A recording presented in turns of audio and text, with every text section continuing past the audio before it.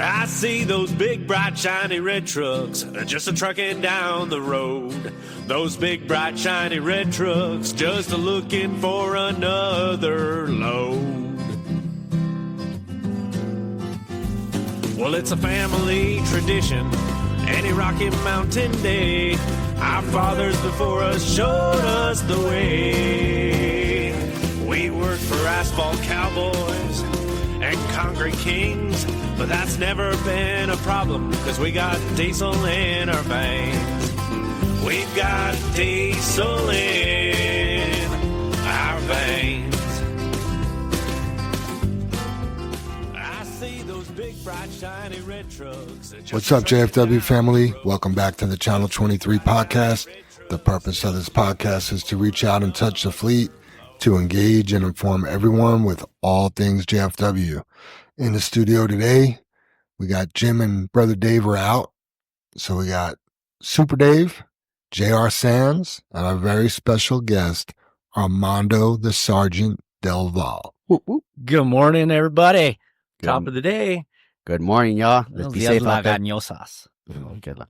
Now, Armando is actually, not only is he a vet, but he's also, is it Reserve or National Guard? Reserve. Yeah, he's Army Reserve. So, Armando, you want to kick the pledge off for us? 10-4. Let's make it happen. All right. I Pledge allegiance to the flag of the United States of America and to the republic for which it stands, one nation, under God, indivisible, with liberty and justice for all. We had some technical difficulties this morning, so typically before we got those new fancy mics that I usually use, nobody can understand me, so we're probably back to that spot. Old school sometimes is better. Yeah, I'm trying to speak clearly and not so DJ deep and muffly. Before we get too far into it, we want to offer our condolences to Jimmy V. His dad just passed away a couple days ago, so Jimmy, you're in our thoughts and prayers. Our heart breaks for you and your family. Yeah, definitely. It's something very difficult to go through. Yeah. 10-4. Sorry, Jimmy. I'll be praying for you. Yep. With that being said, Father God, we thank you for the opportunity to go out and do some trucking today. We pray for the safety of our fleet, all of their families, and all the other families and individuals we come across on the road today. We pray for patience and in making a good, safe decisions. We pray to be accident-free, and then we all make it back to the comforts of our homes this evening. We pray for healing and 100% recovery for all of our family members that are ill. We pray that you're with Jimmy and his family during this time of mourning. No matter what, we trust you, God, and it's in Jesus' name we pray. Amen. Amen. As a reminder, anything you hear on this podcast today is not the opinion of JFW, but it is the opinion of the four men in this room, with a mixture of facts and unchecked facts. Episode 174, 286 downloads. We are at 91.8 thousand total downloads, and we have 724 followers. Nice. Yeah. Keeps going up. Yep. Typically, I try to sneak a dad joke in or do something slick. I think I'm going to go first because mine's actually a dad joke, and I think your guys's are something else. Well, I hope you don't have one of mine. So, what did they tell Simba when he was walking too slow? Hakuna Matata. No. Mufasa. That's actually good. That is actually good. Oh, man. Super Dave, you're probably the next cleanest. I got some good dad jokes. Let's get it. Quick one-liners, which is typically what a dad joke is supposed to be. And it's funny, JR, I read this one right after you and I talked this morning. So what do you call a singer with a laptop on her head? A singer with their laptop on their head? Don't know. Adele? Adele. Yeah, I thought you were playing that music. I heard Adele this morning, and it was the mechanics out there in the shop. So when is a door not a door? When it's a jar. When it's a jar. Bada boom. Okay, one more. Can February march? No. But April May. can. April, May. There you go. Bada boom. Good job, Sue. Those were good ones. I think we should go with Armando first. Me? JR, you're scared. JR's got me scared this Best for morning. last, right? Nah. All right. So I got a few funny dad jokes here. I got about maybe 5 or 6. So I'm just going to read them off. Some of them are questions. So let's see if Jam can answer them. Jam. Okay. Yeah. That's just You're the directed master at you. at this. Usually you're knocking them out. Let's see it. All right. First one is, what did the bison say to his son Hi, when son. he left the... Bye, son. You see? Boy, you were quick on that buzzer, huh? He studied it, I'm telling you. Watch what you say around the egg whites. They can't take the yolk. What's the best way to save you? What's the best way to save your dad jokes? I told this to JR earlier. And I already forgot. In a database. Database. Database. All right, here's one. This one made me laugh because I was thinking about the movie. My boss said, dress for the job you want, not for the job you have. So I went in as Batman. Hey. That's good. And last one, I went to the aquarium this weekend, but I didn't stay long. There was something fishy about that place. Not bad. Those are all good. Well, I don't know if I'd hire a guy if he showed up for an interview dressed as Batman. Well, Or a tuxedo. we did hire somebody that was a fanatic of them. That's true. Oh, yeah. Is he still here? Wears bat t-shirt every day. Is he still here? No. No. Oh, man. No. I know what you're talking about, too. Nope. All right, JR. right, Everybody guys. strap your boots on. So mine's not so much dad jokey wise, but we got a couple vets in here. Obviously, Jam, you're in the Coast Guard. God. Armando's all you Army. guys, except for me. You know, I was Navy, and You're a trucking Super vet. Dave, I'm a JFW. you vet. support go. the military, so that's great enough too. You know. Mhm. Yeah. So yeah, I was just kind of thinking, you know, it's like, well, Armando, you know, he was in the Army, so I was like, what made him go into the Army, you know?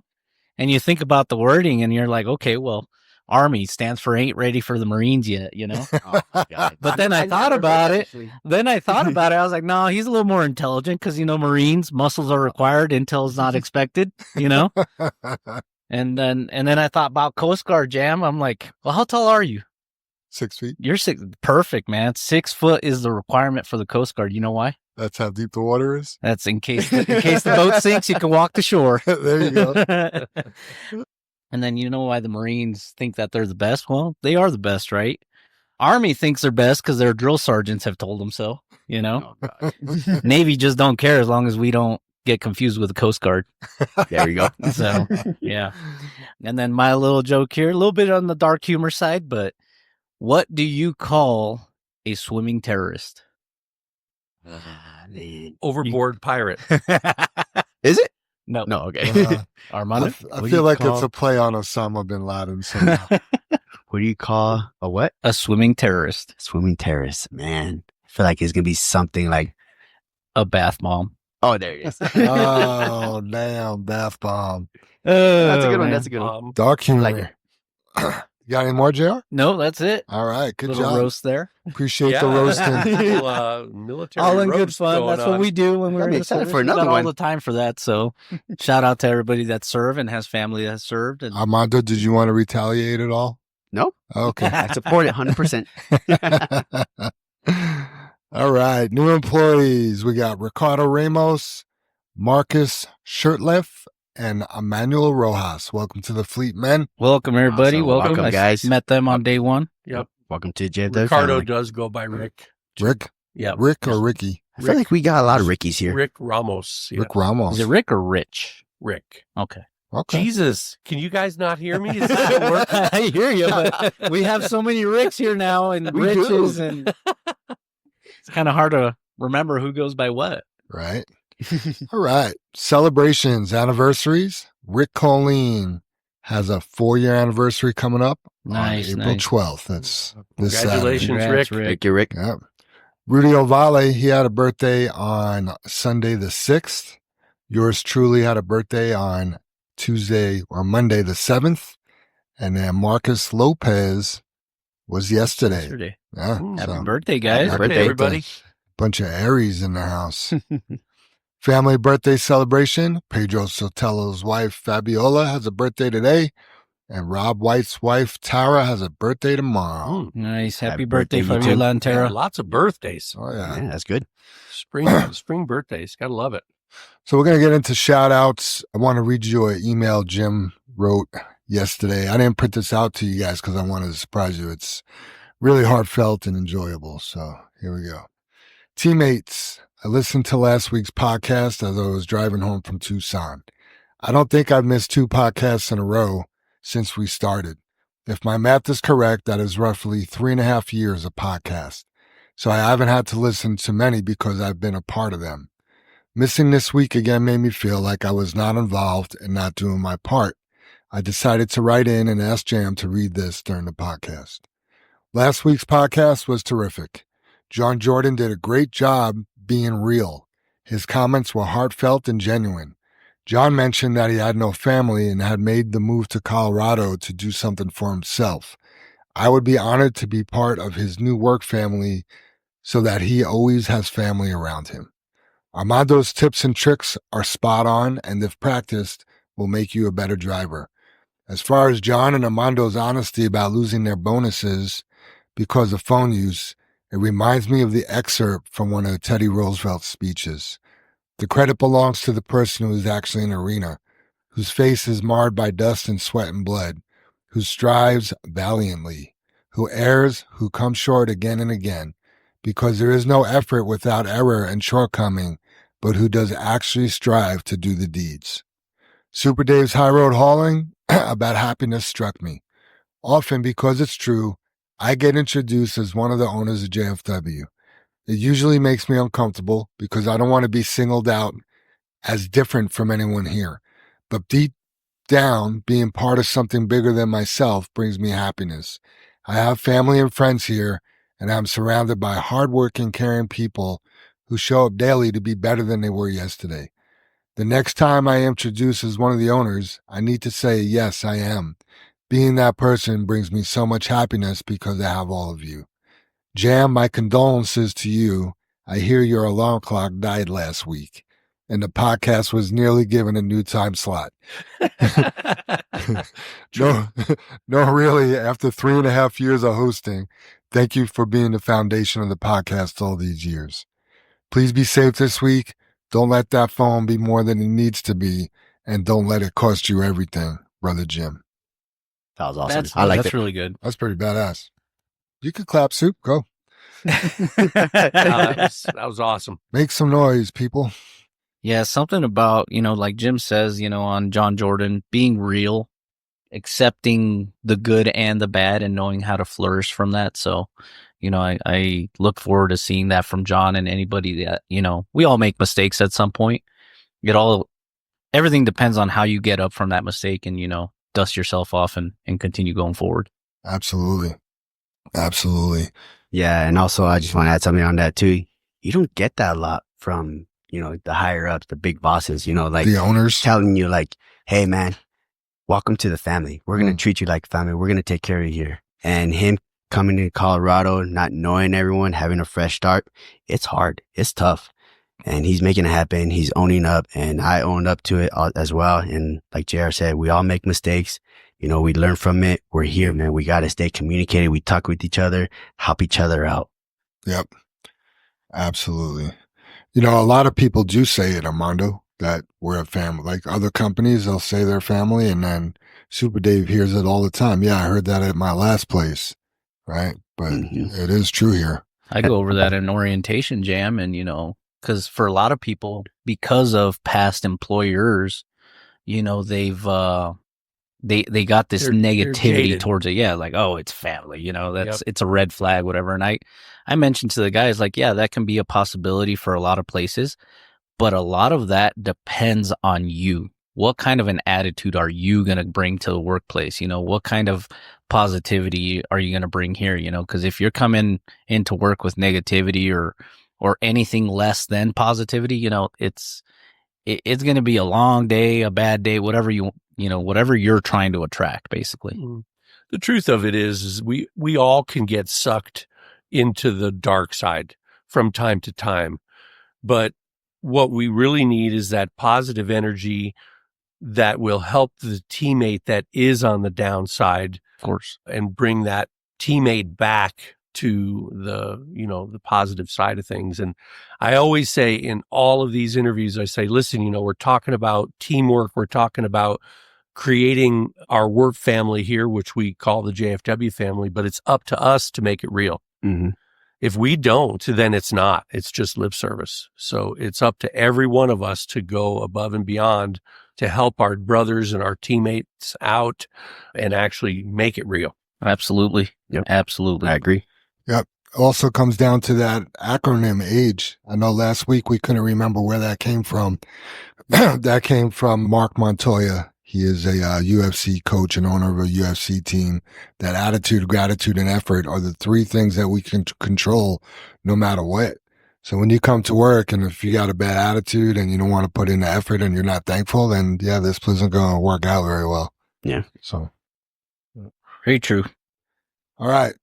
My buddy Timmy from Queens Village has a shout out. He is an avid listener to the podcast. If he's ever in Colorado, he will be a guest. He says, good morning, JFW family. I would love to give a big shout out to last week's driver guest, John, as well as this week's driver guest, Armando. Their honesty and sincerity regarding distracted driving, cell phone use, is a true measure of character. It was also good to hear the driver's perspective on the show. God bless y'all and be safe out there. So That's awesome. yeah. I got to say, my favorite guests that we have on this show is our driver guests. Yeah. Because you guys are in the trenches. You guys are out there hauling those loads every day. And that's, I mean, truly the hardest part of this whole gig is, doing that. I mean, all those hours and traffic and the whole 9 yards. I got to agree with you. I do like it when we have one of our drivers here, on the podcast. I get to listen and get to know them a little bit better because it reminds me of what orientation is. Part of orientation in the very beginning before we even start the whole PowerPoint is I like to get to know their background. Hey, where'd you come from? What'd you do? What's their experience? And, do you have family? Are you married? You got kids? Things like that. And I really enjoy knowing that about our people here. Yeah. One of the first things I like to ask in an interview when I do them is, what do you like to do on your time off? I want to hear what people are into and Sleep. Yeah, I mean, it might line up with what we like, and you're like, hey, I know some people don't like to, hang out with coworkers sometimes or whatever, but it's like, when you find common ground yeah. of certain things, you build on that relationship. Yeah, it's like, oh, wow, you like crocheting? Me too. You should go crochet. All right. BD wants to give a shout out to Chili Dog, Dustin Jr., Big Country for the last minute snow removal / salt distribution. It says last night, but last week. That was, what was that, Friday night or Saturday? That was Friday night, I It's think. Friday night. Yeah, it was Friday night. Yeah. Yep. I remember getting the notifications that the snowplows were moving. on the move, and I'm like, oh, man. Stone. I was surprised when I saw that. Yeah, You know? I was too. I was like, oh, okay. You think we're done with snow? Oh, yeah. We got till We're May done. 31st. I think this was the last one. I think we'll have one more. You think Yeah. so? I do, yeah. I was talking to Jam earlier. He said we'll have one in May. I hope not. I mean, what was it? Well, 3 we years, do. 4 years ago, we had Yeah, we had on that- May 24th or Uh-huh. something like that. Yeah, that's when all the branches were breaking. Yeah, we Yeah. gotta wait. We gotta wait for the leaves to come out on the trees. You're right. Then we'll Oh, have man, I can't 4 wait. inches and it'll break branches all over town. We'll start hearing Super Dave in the morning. Man, I had to bring in all the plants to the greenhouse. Oh, that's funny. Marcus Lopez. Hey, Jam. I hope you're doing well. Great podcast last week. I wanted to see if you could give a couple shout outs for me on this week's podcast. The first one is for Carl 0032. I was in fair play and my tarp ended up getting all bound up and Carl pulled over to help me and get it all unstuck. It would have taken me a lot longer to get it by myself, and I really appreciate his kindness. The second is for Coleman 0071. Dispatch called over the radio the other day and changed my dispatch to go to Lipan. Coleman called me right after that, knowing that I hadn't been there before, and explained to me what to do and what to expect there for the first time. It was really cool knowing he was looking out for me, even after I've completed my initial training with him. I can't tell you enough how much I appreciate and value all that JFW does for us as drivers. I was in the Army for the last 4 years as a truck driver, and things would be a million times more efficient if the Army, ran things the way JFW does. I am proud to work here and very much enjoy the job and the people. Have a good night. Thank you. Yeah, that's awesome, Marcus. Man, we run better than the Army. I was going to say, he's a little bit like John Jordan. He contacted me long before he actually came in for the interview, because he was stationed down at Fort Bliss, and he knew when he was going to be in town on leave, and he came here. We did our interview. I mean, that dude was spot on with every appointment and everything that he said he would do. So Nice. Yeah. here. Yeah, Very for being cool. in the Army for 4 years, he got that Army mentality in him still. And being as a truck driver in the Army, he was, I'm assuming, what was it, 88 Mike, if I'm not mistaken. I think that's what the MOS is. Okay. But yeah, I remember we got a few 88 Mikes in my unit, and oh my God, they're reckless. They're horrible drivers. I am. Whoa! Shots Yeah, fired. and it's funny because I tell them out because they know I'm a truck driver and in my civilian world, and they ask me like, "Oh, how's JFW, man?" Because I work for this company, and they don't have good promotions like the bonus program you mentioned about. I want to work for JFW, and I see the way you drive, and I'm like, dude, you're not gonna last a month. Like, you need to work on your stuff. But it's just one of those things where we bring places or we bring bad habits to new places. It's all about Mhm. getting used to the equipment, and I'm going to discuss about that on the tips and tricks later on. But Okay. we got to get used to our equipment. We got to know how they work, and we got to take care of them, because if we take care of our trucks, they're going to take care of us. Love it. Got to be open to learning new things. True. Mhm. Otherwise, Absolutely. you're just stuck. You guys got any shout outs? Mondo? Oh, I got a lot of shout outs from the top of my head, though. So I apologize if I don't say your name correctly or if I don't give you a shout out, even though you deserve it. But first shout out I want to give is to my OG old boy 0090 Johnny, even though he's no Johnny longer here. Beret. Yeah, Yeah. man. That guy taught me a lot. And most of the stuff that I do with JFW is from him. He taught me that stuff. Nice. And I'm sharing it with new employees with how I do things. And just because how I do things, and I want to just mention this because I feel like there might be some drivers out there that might look at me and be like, his way's not the right way, or my way's better. Hey, that's all good. If you feel like your way, one thing I say to a few drivers is if your way is better, or not better, but I should say if you do things differently, but as long as it's safe and it's the right way, by all means, go do it. Go knock it out. Make that money. But most of my things I do is from Johnny. And I haven't talked to him in a while. I should give him a call here soon. But yeah, how I run things my way is from him. He taught me some stuff. There are some few things that I didn't really like, but a lot of stuff, yeah, he taught me really well. So Johnny, if you still listen to the podcast, hey, thank you, brother. I wish you the best of luck in Arizona, Texas? Texas. I don't know. No, he went to Arizona. Yeah, I was going Arizona. to say one of the two. Yeah. It was either Arizona or Nevada, but yeah, Yeah. man, I wish you the best He's luck. I enjoying miss you, that dude. Arizona sun. Yeah. And yeah, just thank you for everything you've been doing, man. Another shout out I want to give out is 75 Zach. Zach Dog. Yeah, man, that guy, he's just bringing a lot to the table. And I'm not going to lie, he's my competitor. He Oh, is. nice. He's my competitor. I remember when Zach first came in, I looked at him and I kind of saw like the struggle this guy had when we were at the main yard together. And the first time I met him, I helped him backed up to, I believe it was like 0012 spot. And ever since that, like that day when I was talking to him, I gave him my number. We exchanged the numbers, and he's just been blowing up my phones. Hey, Armando, how do I do this? How do I do that? Where do I need to go?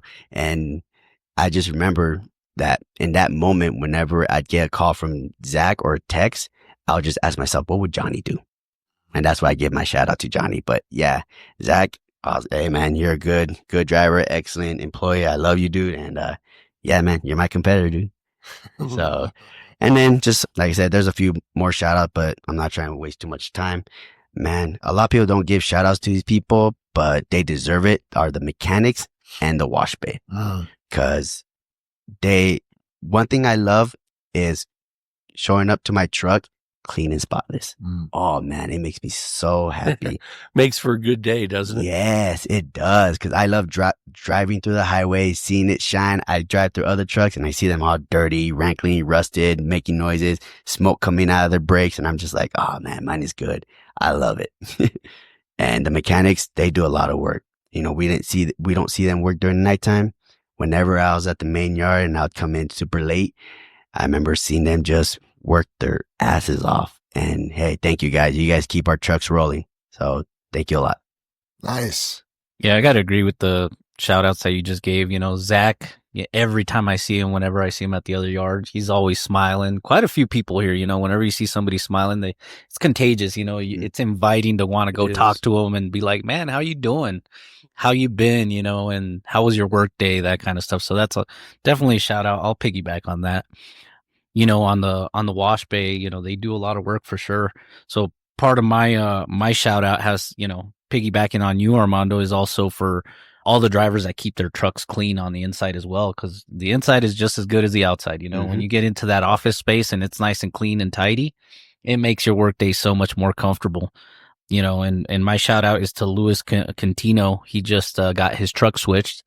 Unfortunately, he went to 0069, I believe now, and unfortunately, the past driver did not keep it up to standards, and everyone's standards a little different, And he sent me a before picture. Me too. Luckily, not a picture. I'm sorry, a video and an after video. So if for any of you guys that don't know, Luis Cantino cleans. He's got a detailing deal that he does on the side. So he ends up detailing the truck last night, I guess, and sends me the after video, and it looks beautiful. Like, That's awesome. awesome. Armor all steam cleaned, whatever. He gets behind the seats, under the mats, all that stuff. So I might have him do that's good. the JFW truck. yeah. I asked him. I'm not going to say it on the podcast how much or whatever, because things change. But when I asked him for my company truck, he told me, I was like, well, that's not a bad deal at all. That's a 4-door. Yeah. So I'm just like, Oh, wait. sure, one of these days. No, that's a 2-door. Yeah, the company Yeah. truck. Yeah. I tell you, it's always been a disappointing thing when we have to assign a new driver to a truck and it looks like the way that he got it. And I would just love to be able to take that truck and bring it in the wash bay, clean it up, have him do the inside and say, okay, here's your new truck. Take care of it, right? Instead of giving him a truck that I don't know if that dude ever cleaned it. Right. Yeah. He was in it for a year. And it's just such a bummer, I guess, that, It's disheartening. yeah, that, Luis had to really, really work on that truck.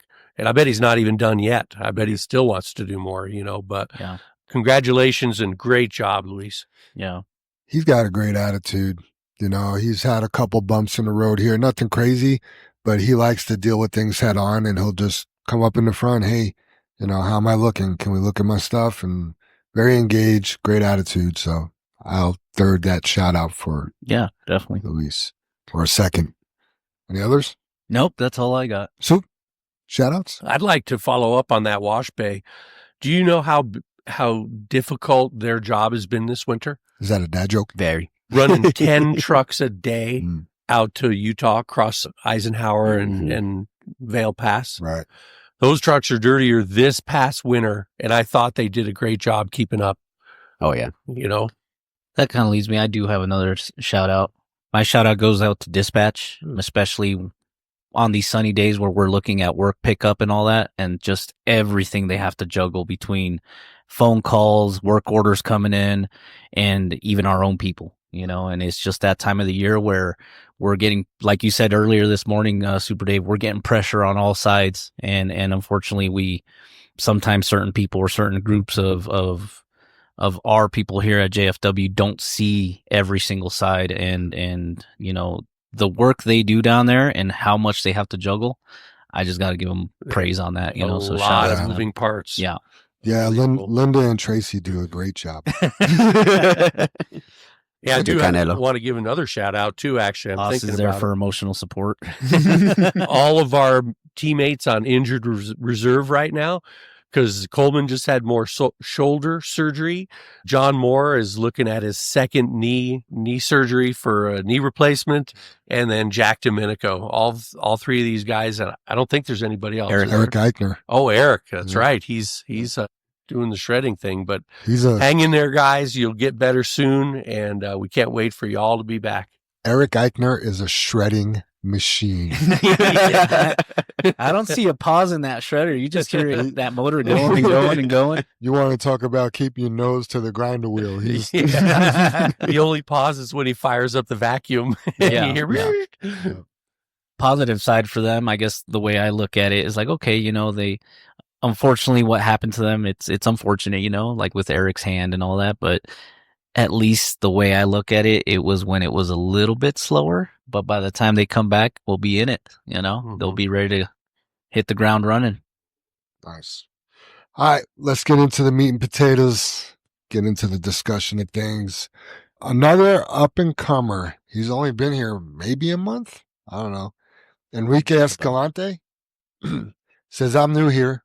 I took the time to write on cards, put cards on a ring with all the pits and plants, with each CB channel and address. It helps me better, and a little tips and tricks for new guys or just myself. Something for people like that, like cards instead of the binder. Nothing wrong with the binder, but with the cards, you can carry it in your pocket and look it up where you're going and know the address and channels. It's easier and more effective on my end. Just a small tip if anyone wants to try it. I got over 500 postcards and some extra rings. So I think I posted it on Connect to the leadership team. He's actually just single hole punch these little cards, and each one has a pit and plant on them. So he A little snap ring on it and just kind of flips to what he needs to go to. Yeah. Almost similar to like a cheat sheet. Yeah. Yeah. Yeah. So yeah, different. That's a good tip for, especially if you got bad memory or you have a hard time remembering new things. So yeah, I can see how that works. What I like is, the guy went home after work and did that. Yeah. At his own time. Mm-hmm. He's doing something on his own time to make his work time easier. Whether that works for everybody or not, it works for him, and he did something to improve himself and improve his job. So He's taking the extra effort to succeed. And also wants to share what he did to help There other you go. people Yeah. succeed. Mhm. So good Yeah. dude. All right, next on the list. Please check your oil change sticker on your windshield. If it's expired and missing, please write it up, right? So yeah, the mechanics are the ones that do the shorts and get your oil changed. But if you see that your sticker on your windshield is missing, you need to write that up right away so they can look through the records and see when the last time that oil was changed. If it's expired, obviously you need an oil change, and that's important to keep up on. So There's always going to be holes in systems, I think, Mhm. because behind the system is people, so something might be missed or whatever, even though they have a scheduled maintenance for an oil change, a short, whatever it is, somewhere along the lines, somebody may think that, oh, it already got checked, but when in reality it didn't, or whatever the case is. So even us as a driver, I think we're that second pair of eyes and be like, okay, hey, why is this mileage less than what I have on my odometer? You should ask questions. Right. Maybe we just forgot to replace the sticker. Yeah. yeah, and I mean, how often does that oil get changed? Is it 20 or 50,000? 60,000. 60,000 miles. So imagine you get skipped accidentally and that truck It's doesn't get it. 120,000 miles. Like Yeah. it's basically year. it'll get an oil change twice a year. That's crazy. And Yeah. I think the rubble trucks are a little bit different, right? I mean, I know Mikey tries to keep it that way because they do fewer miles. Yeah, they idle a little bit They more. idle Yeah. more, but I don't know if it's being really successful because we do move drivers around in those trucks a little bit. I don't think it'll be the case now, though, because of how we're supposed to move with the rubble now. So we shouldn't be having too much idle time. Yeah. on those. We'll have a lot And less. so everybody Yeah. give the shop a heads up too. I like to write that oil change up about 1,000 miles ahead of time.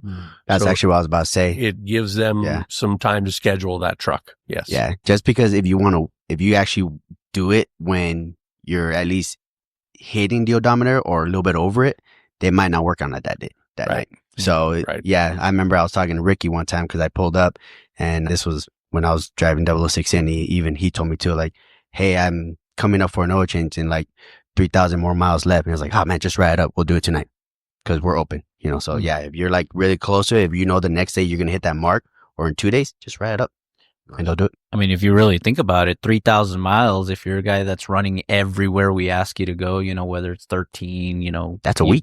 doing Coors or whatever. Yeah, exactly. 400 or 500 miles per day, 3,000 miles. Yeah. It's only a couple days. Just get it done with. It's going to happen. Next on the list, make sure you're uploading your tickets every single load. If you're not doing that in Toro and you get behind, it kind of throws things off. Dispatch wants to be able to keep up and know what's been done, and that system's in place for a reason. That needs to be important for everybody because, that's your paycheck. That's your pay. Yeah. Prioritize XP. getting them tickets in there. Yeah, I mean, I've seen some weird things happen. Like a driver will come in, hasn't uploaded his tickets yet. You know, let's just say they had an emergency at home, or they had to leave, or they forgot, or they lost their tickets. I mean, there's just a lot that could go wrong. Just like you should drop your ticket off every load. In case you get moved, you should upload that ticket as well. That load's not completed until that ticket is uploaded. Dispatch, with Saturday night cores, we can use a guy from each weekend group, or a couple we can rotate. We can be creative with this if anyone is interested. So that would be running overnight on Saturday nights. So is Coors getting busy on Saturday nights? Is that the reason? Yeah, and we only have one night Coors driver. Mhm. Yeah, Greg's it. You know, and he's off Saturday nights. How many do we need at least? Well, we could use one from every group. Well, we usually used to have 2 night guys, but Coors is so unreliable at this point. Some nights they don't have anything brewing. Other nights they have four lines brewing, which is 2 guys like really hustling. So poor Linda's pulling her hair out trying to schedule it all and cover all, because it just fluctuates so much anymore. So I think her idea is good. yeah, we would like to try to just keep Greg full time on it, but have others fill in. So I think that's a good idea. You know, one person from each group or whatever the case, because then you keep up a rotation and you still have your weekends off every so often or whatever. So. Right. Yeah, it sounds like when she says we can be creative with this, you know, that means that they'll work with you in your schedule and, you know, make it doable. Are you interested, Armando? I see. You know, it's funny. She actually sent me a text last weekend. she's on it. Yeah, she told me, she's like, hey, would you able to do the 12th, I think, right, this weekend? And I was like, I'm actually drilling this weekend. I can't. But I think she put out on Connect saying that they need one for the 19th. So I'm going to have to talk to her about that, because the 19th I might be available. So I'll be able to knock that out. Okay. I like it. This is from Mark Dillon. He had a really excellent tip to avoid distracted driving and mobile phone usage. What he does is he puts his phone on airplane mode. Just so you know, when your phone's on airplane mode, it can't receive or send anything, right? And then he turns around the phone and puts it backwards, face away from him. Looking at like the screen's not like flashing at him to see, oh, you got a notification. He wouldn't get the notification anyway, but it's like a double lock on it, basically. It's basically off, or you could turn your phone off, you know, and then flip it around. I mean, that is some good advice. So. Yeah, a lot of the new phones, I mean, we've covered it quite a few times, but there's certain settings there, and it knows when you're driving or what you're doing. So yeah, mine, as soon as I plug it in and it registers my CarPlay, Bluetooth, it goes to. Could I ask you guys a question, because you're more up on it than me? What's the difference? Why do you even have airplane mode when you can just shut the phone off? So you could play games. Yeah, don't play games. I got downloaded movies. It's airplane mode. What do you do in the airplane, there right? you go. So you could watch a movie, but not worry about texting. Well, the whole reason behind that is you because couldn't stream a movie. Yeah. You know? Okay. So the whole thing is also because it turns off your antenna, the transmission, all that, so it doesn't affect airplanes. That's communications, all that stuff. Which I think is bullshit. Yeah, you get to a certain height, you're not going to get so anything. too, Jam. But either way, you know, I guess it's just one of those, we just got to make sure type of deal. But it is what it is.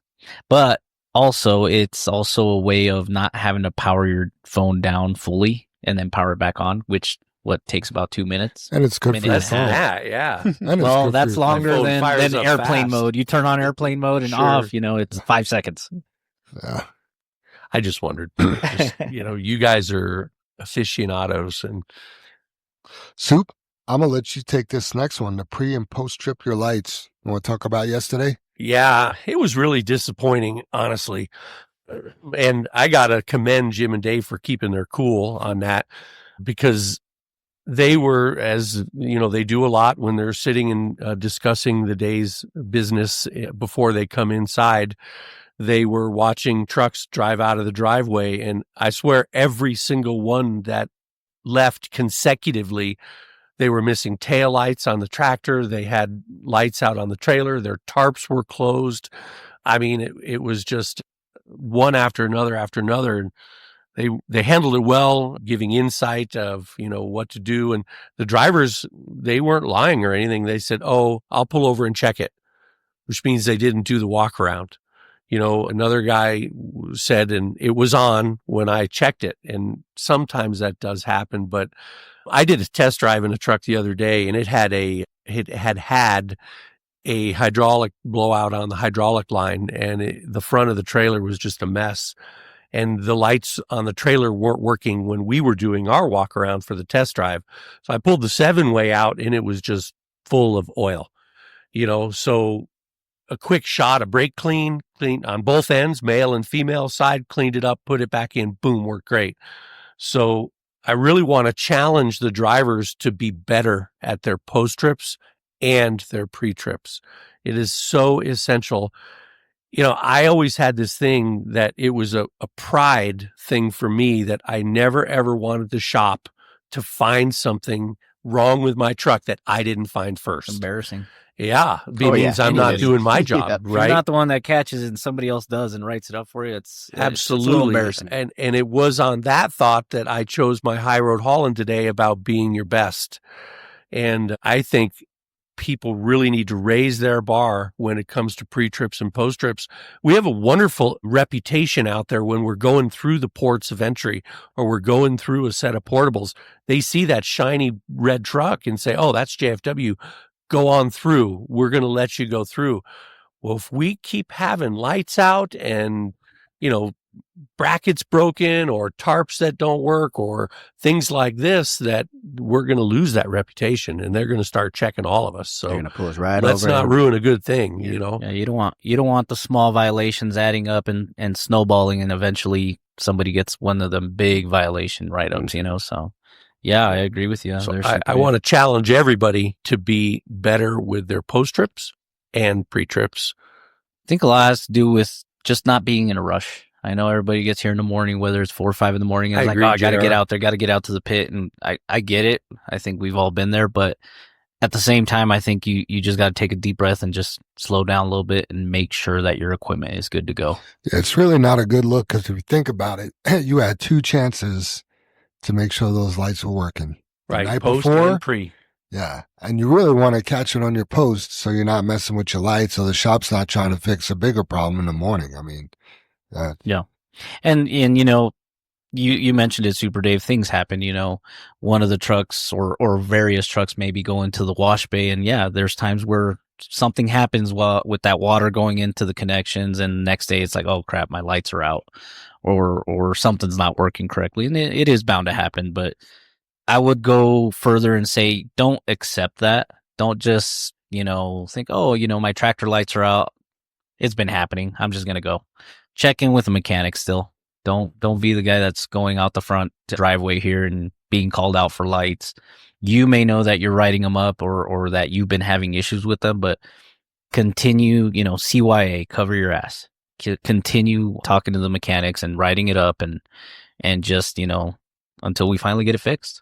And that goes with anything. Yeah. One thing I want to add, and back to Super Dave's comment about the hydraulic blowout, just because this happened to me, and shout out to Scoop for about a year ago on helping me out with this. But if anybody has a possible hydraulic leak, I know a lot of times we look at the back of that, the end dump and the trailer dumping. We don't really look at that. One thing Scoop pointed out to me is look at your deck plate. If you see a lot of hydraulic on it already, oil and everything, more likely there's a leak coming out somewhere. And you should honestly just write it up and they'll fix it for you. Because I was riding with that for a while, and Scooby pulled me to the side. I was like, hey, man, your deck plate is like, there's oil, there's a lot of oil on it, and more likely you got a hydraulic leak somewhere. And they fixed it the next day. nice. Yeah. Also, when you're looking at that deck plate, make sure none of your lines are rubbing on it. Oh, yeah. Yeah, that's a good idea. All those little things, boy. Things that make you a target. Yeah, I've always been of, where you put your hand is where your eyes are going to follow. So when I'm doing pre-trips and post-trips, obviously thumping the tires, I like to, put my hands on the exhaust and kind of shake it a little bit on the heat shield, not the actual exhaust. It's going to be hot. Don't burn yourself.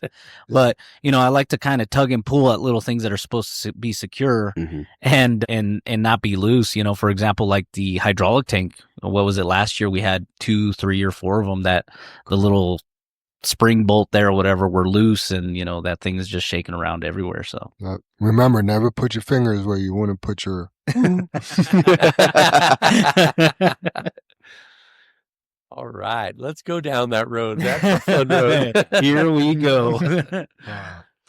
Last thing on the discussion list before we get into some things with Armando is do not drop or slam your hood when you're opening and closing your hood. So pre and post trip, a lot of people, they'll just push it down and let the weight take it.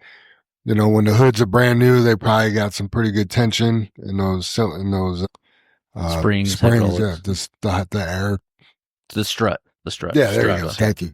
But those do get wore out. Sometimes they break. So, and then if you're slamming stuff, they probably will break.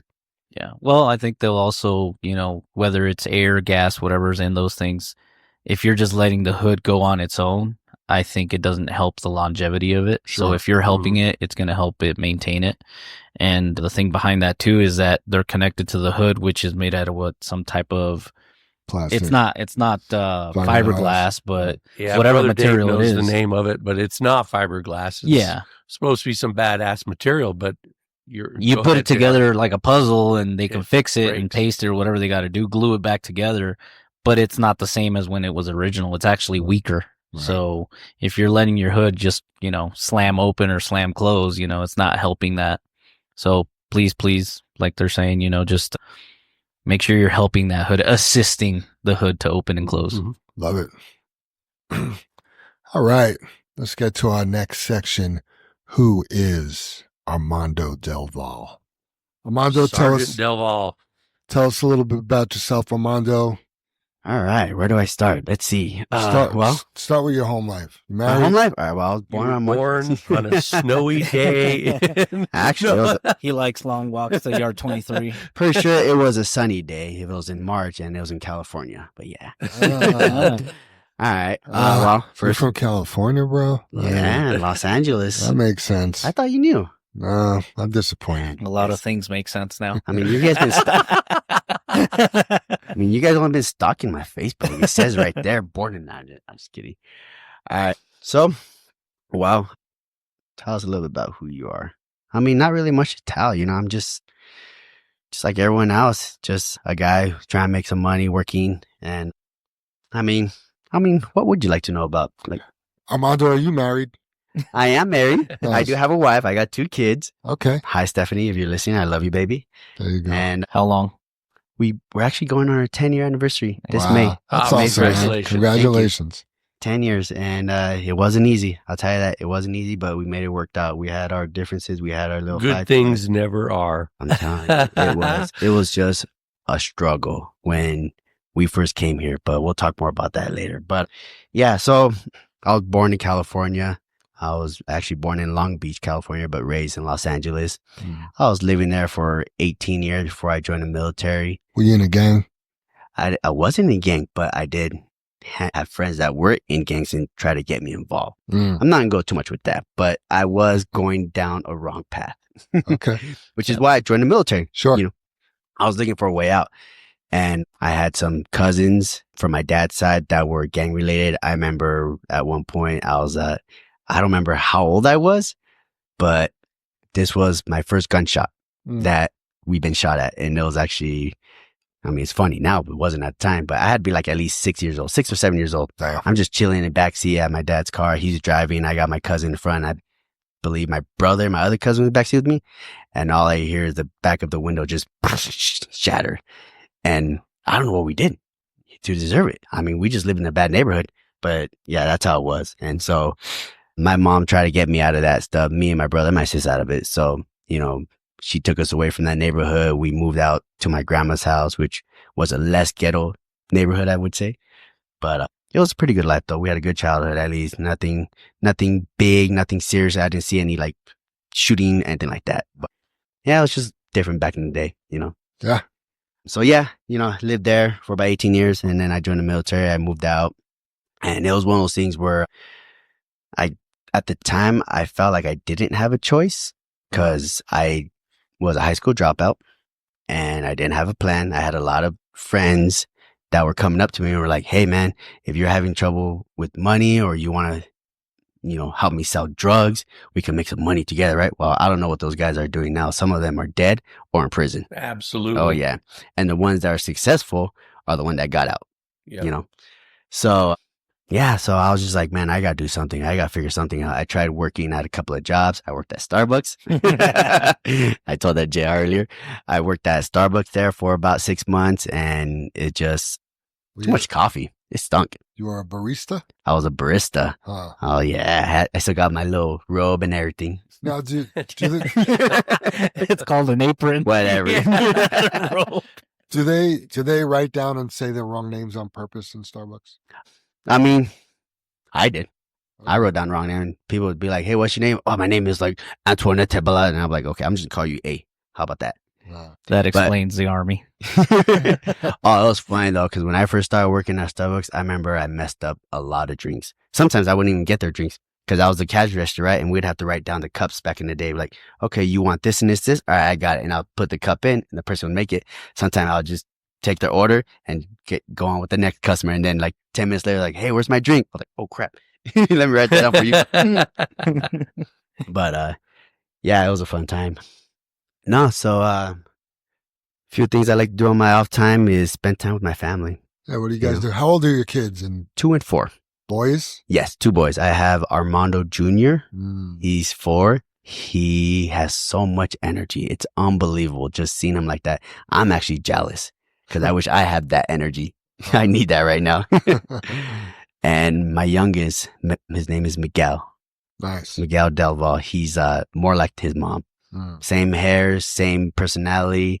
I mean, just the other day, he started drinking sweet tea and eating, what was it that she like? Oh, fried okra. Oh, wow. Yeah, we eat at this barbecue place every weekend. And just the other day, he's like just snatching her fried okra and eating it. Which barbecue? Smoking Yards. You ever been there? They're off on First, literally right next to the, where we deliver that. We deliver Rio Grande, Denver. Oh, it's south of I-70? Mhm. I can't go. Jam avoids south of I-70. I mean, I don't blame you. It's ugly, but that barbecue place is real good. Nice. And yeah, he's just a lot like his mom. I love them both to death. I love them all. And I'm just... When you say spend time with them, what do you do? We usually go out to the park, take the boys out, let them run around, waste their energy. Somehow it's not enough. They still have energy when we go home. But we take them to Candyland. They love playing there. We take them a lot of times. We just go out on nice little like festivals, anything they got going on in the city. We go out, and we don't ever take them to downtown because one time we did decide to go downtown for a nice little stroll in the park. This was when AJ was like 2.5, 3, and Miguel was only 1. And we saw some guy with a machete. And there's like a bunch of cops. Yeah, this is funny.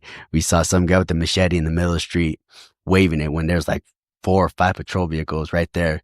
And he got tased. And we're like, yeah, we're never doing this again. Is that by the Capitol?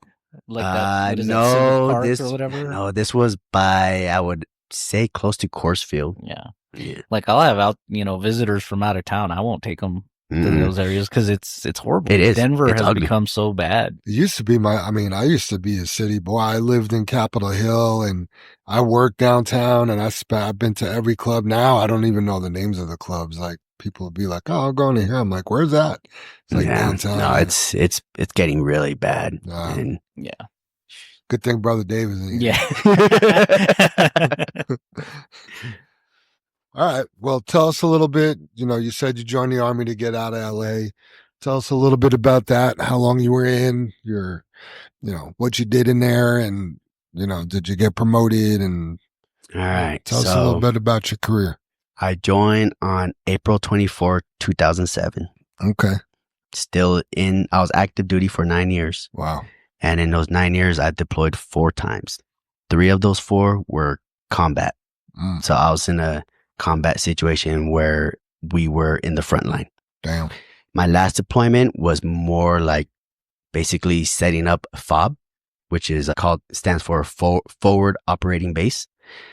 And we were basically in a construction unit. So we were like setting up everything, building up tents, structures, houses, all that stuff. So yeah, like I said, I joined in so I could get out of California. How long is each deployment? Like when you go on a combat deployment, how long are you out there fighting for? So when I was there on my first tour, we were there for 15 months. Oh, And then on my second tour to Mosul, Iraq, I was there for 6 months. okay. Just because I got in a little bit late. I volunteered. They're shorthanded. Mm. My third deployment to Kenya, Africa. So George should know what that is. I was in Kenya. I was there for 8 months. Gotcha. And then my last deployment, I was just there for 5. So you were in combat in Kenya? Yes. Wow. And we'll go through that. It's actually a pretty tragic story because I had to witness something that was horrific. If you guys want to know, I could briefly discuss it.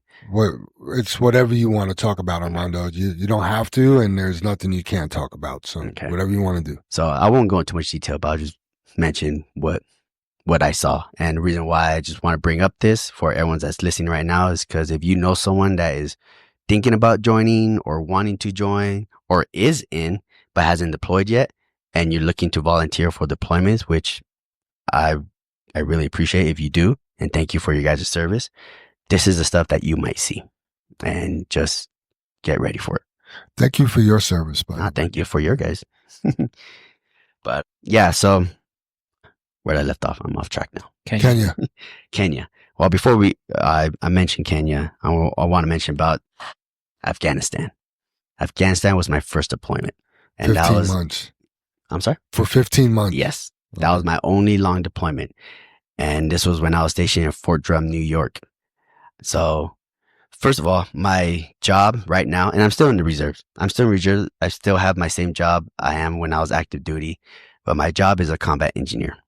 So when people hear that, they're like, oh, so you do a lot of construction? No, not really. We blow up shit, you know?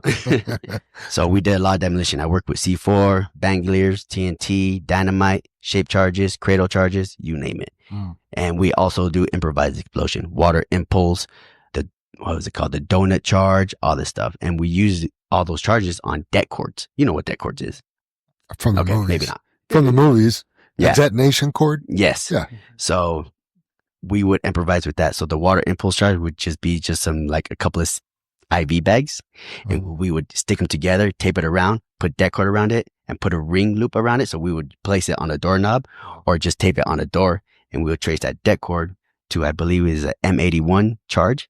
And that is like a little device charge, right? I wish I had one at the house I could have brought. I mean, it's a one-time use. So I know some people like to use it and keep it as a keychain. But yeah, so it's basically like a little T-fitting. Yeah, right? little T-fitting green little lever thing. And then it comes with a little ring loop.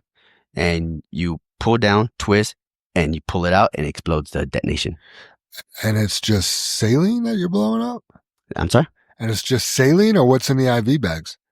Just saline. Saline? Yeah. And that actually blows But that stuff det cord has powder on it, and that's what causes it to explode it. up. So it's a small explosion, enough to like just damage the door. So if you want to breach in, Gotcha. but if you want to blow a building down, that's when you put a lot of C4s. Yeah. But yeah, as far as like knocking just a door down, you're going to use saline. Wow. Yeah. I never It's knew like that. pretty cool. That is cool. And I got to ask Armando, why were you guys deployed to Kenya? Were they having a civil war or what was going on over there? All right. So Kenya, I was actually with a different unit, and I was attached with special forces. And this was when I was in Germany. I was in Stuttgart, Germany with the 110 Special Forces group. And even though I was a support member there, they were short. And they're like, hey, like basically we're not going to treat you as a kid. If you say you want to come with us, by all means come with them. The more, the better, So I volunteered actually I didn't volunteer for Kenya. Kenya, I was brought in, but Iraq, I volunteered with Special Forces. But so I went with them because what happened was there's a news reporter, Jessica Buchanan. I remember her. And she was captured by the guerrilla warfare in Africa, along with a couple of reporters. And we were given, and by the way, this is none of top secret stuff, so I won't go to prison for this. So we were briefed at it back in Germany, and we were told like, hey, just forewarn, which is basically an upcoming operation. We have this woman, Jessica Buchanan, that was basically working for CNN. She got captured. Our mission, there might be a good chance that we might get sent over there just to rescue her. We did get sent. We didn't rescue her, but she lived. Her and the reporter did live. The reporter was pretty banged up. He was hurt. He was close to death, but it was actually one of the Navy SEAL members that went out and did the rescuing while we were support. Our job out there was to like basically patrol and eliminate any threat possible. So while the Navy SEALs went out there and rescued her, we were just in town patrolling. If we got any intel, we would go out there and neutralize any threat. So one of the most horrific thing I had to witness there, just in Kenya, not in Afghanistan or Iraq, but in Kenya, was we had intel that there is a possible bomb threat. So it was me and, I can't remember his name. It was so long ago, but we had an interpreter with us and we were trying to find more intel on it. Like, hey, we were told that there's a possible bomb threat in this village. And he spoke their language. We didn't really speak it that well, but our interpreter would go out there and ask questions. Wow. It was when our radio picked up intel. And so we were hearing on the radio, like, hey, we got intel that the bomb could be on a bus. And I looked at my partner, my buddy, and I was like, wait, a bus? We just passed by it through a bunch of line buses, not that far from here. And so he called it up to his leadership. And we're like, hey, me and Armando are going to go back there and double check because we just saw a bunch of buses there and it was deserted. There wasn't really a lot of people there. So that could be one of the spots. We went up there and we saw a bunch of kids playing. Yeah, you know where this is going. We saw a bunch of kids playing. And there's a few adults, some towns. And the interpreter tried to yell at the kids like, go away, go away, go away. And we tried to run up because we actually saw the bomb underneath the bus. We saw them. And so we tried to run up to him and just in a blink of an eye, I don't remember hearing it. It just went boom, everything. I remember it felt like I was hit by a big man, someone just like a football player just ran up and tackled me, just hit me straight to the chest. I don't remember hearing the explosion. I just remember just being blown away and falling to my back. And next thing I know, I wake up and I can't hear nothing. I smell smoke everywhere. I see a big cloud. I thought I was dead. And I look over. It took me at least a couple of seconds to realize what the hell just happened. And I just look over and I just see bodies. And I just saw a bunch of bodies there. And I look at my buddy and he's trying to get up. He's pretty banged up too. I see the interpreter. He's screaming. And I was just blown away. I was just shocked at what I had witnessed. And it wasn't the first body that I saw, but it was the first time I had to see kids like that. Right. And it was just that happened years ago, but I could still remember that smell. I could still remember those kids screaming, a lot of people screaming, and just the massacre. And I was just so mad, I was so pissed off because we never caught whoever did that, or we never found the detonator or anything. And I just keep asking myself that moment, like, what could we have done to prevent this? And it took me years to realize there was nothing we could have done. And that's what sucks.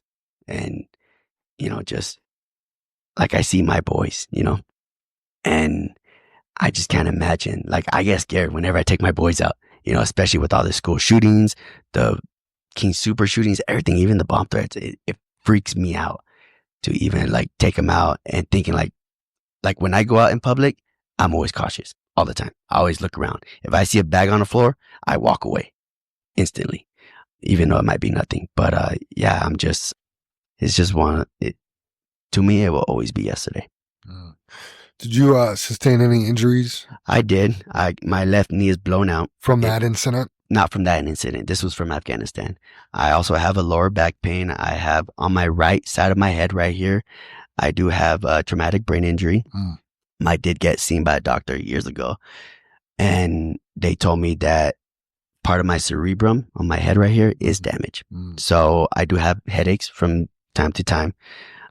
And they said right now it's not anything to worry. Like, they're not going to do anything, like no surgeries, no nothing, just because it's not really a big concern. But they said throughout the years, it can be. So just keep an eye on it. And if it gets any worse, we will have you come in. And I think one time I did have to go to emergency room for it because I just had a nasty blowout. It was hurting me and I was in so much pain. I couldn't get comfortable. Stephanie took me to the hospital, to the VA, and they just sat me in the room and they said, we're not going to do any surgeries on him because we don't want to do it any worse than it is now. Hopefully it just goes away. And it did. They gave me some medicine for it. But I have that. My back is messed up. And that's mainly it. But yeah, I'm in a lot of pain. I am. I may not look like it, but sometimes I can't even get out of bed. Dang. Yeah. And that's just from being in the military. That's not just from getting old. When you were in, Afghanistan for the 15 months? Yeah. Right. Were you fighting every day or were there some chill days or is it every single day you're... We had some chill days. So I was deployed on December of 2009 and we didn't get back until April 2010. We got out like late December, by the way. But yeah, so December of 2009 is when we were deployed and our main mission there was to do route clearance. This was when I was with 10th Mountain Division. So I was in a combat engineer unit, no special forces. I was in a combat engineer unit and we were doing route reconnaissance. So our main focus there was to look for possible any IEDs. We would go through villages. We would go and we had this thing called a Husky. A Husky was a mine detector in wheels.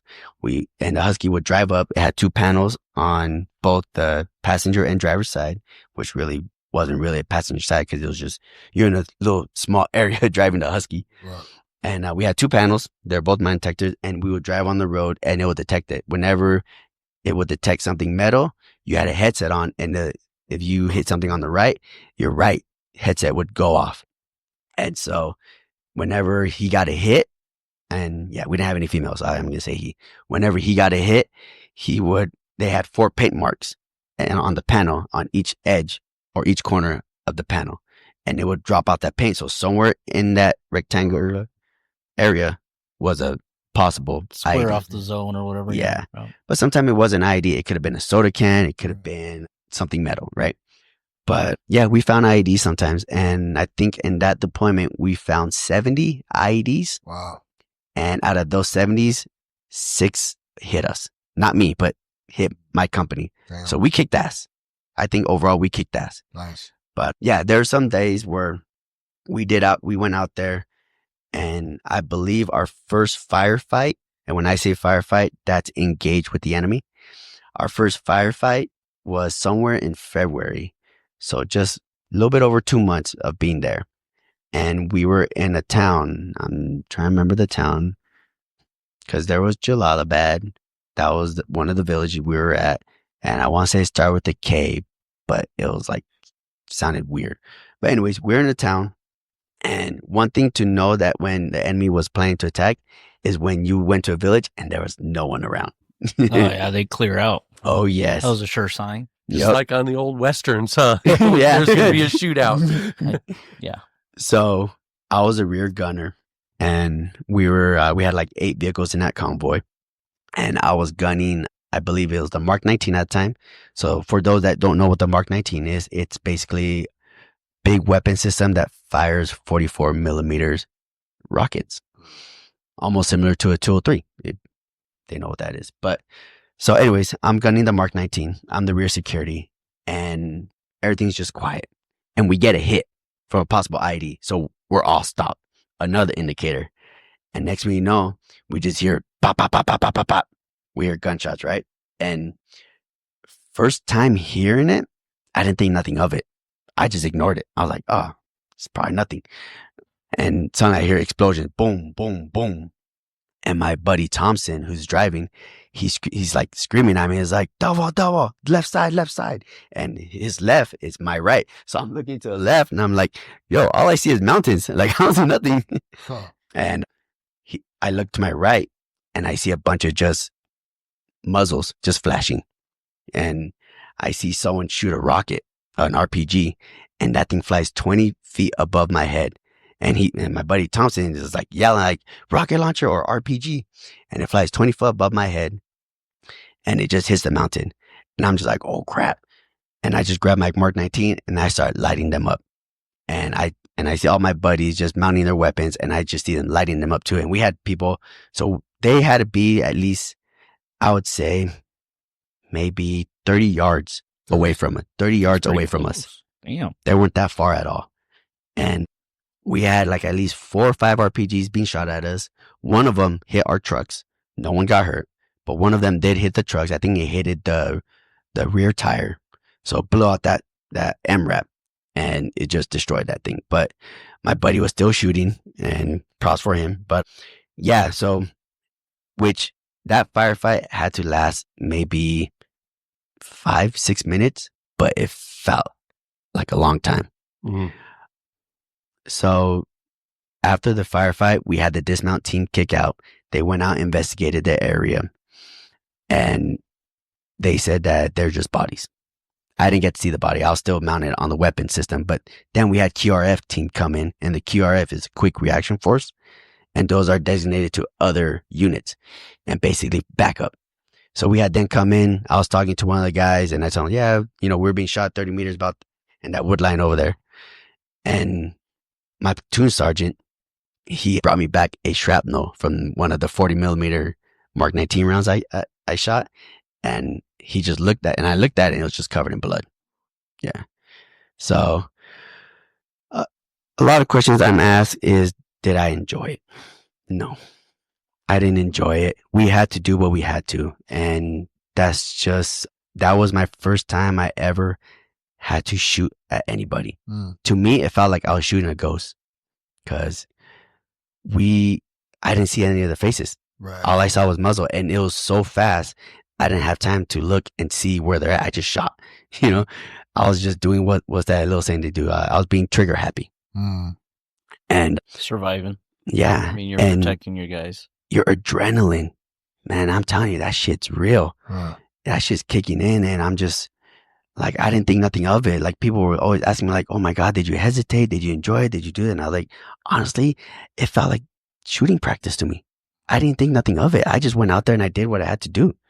Did the way you trained. Yeah. And it was just one of those quick reactions. And I could still, like, even right now, I'm feeling the adrenaline just pumping me, just that thrill. And it's just an experience I never had before.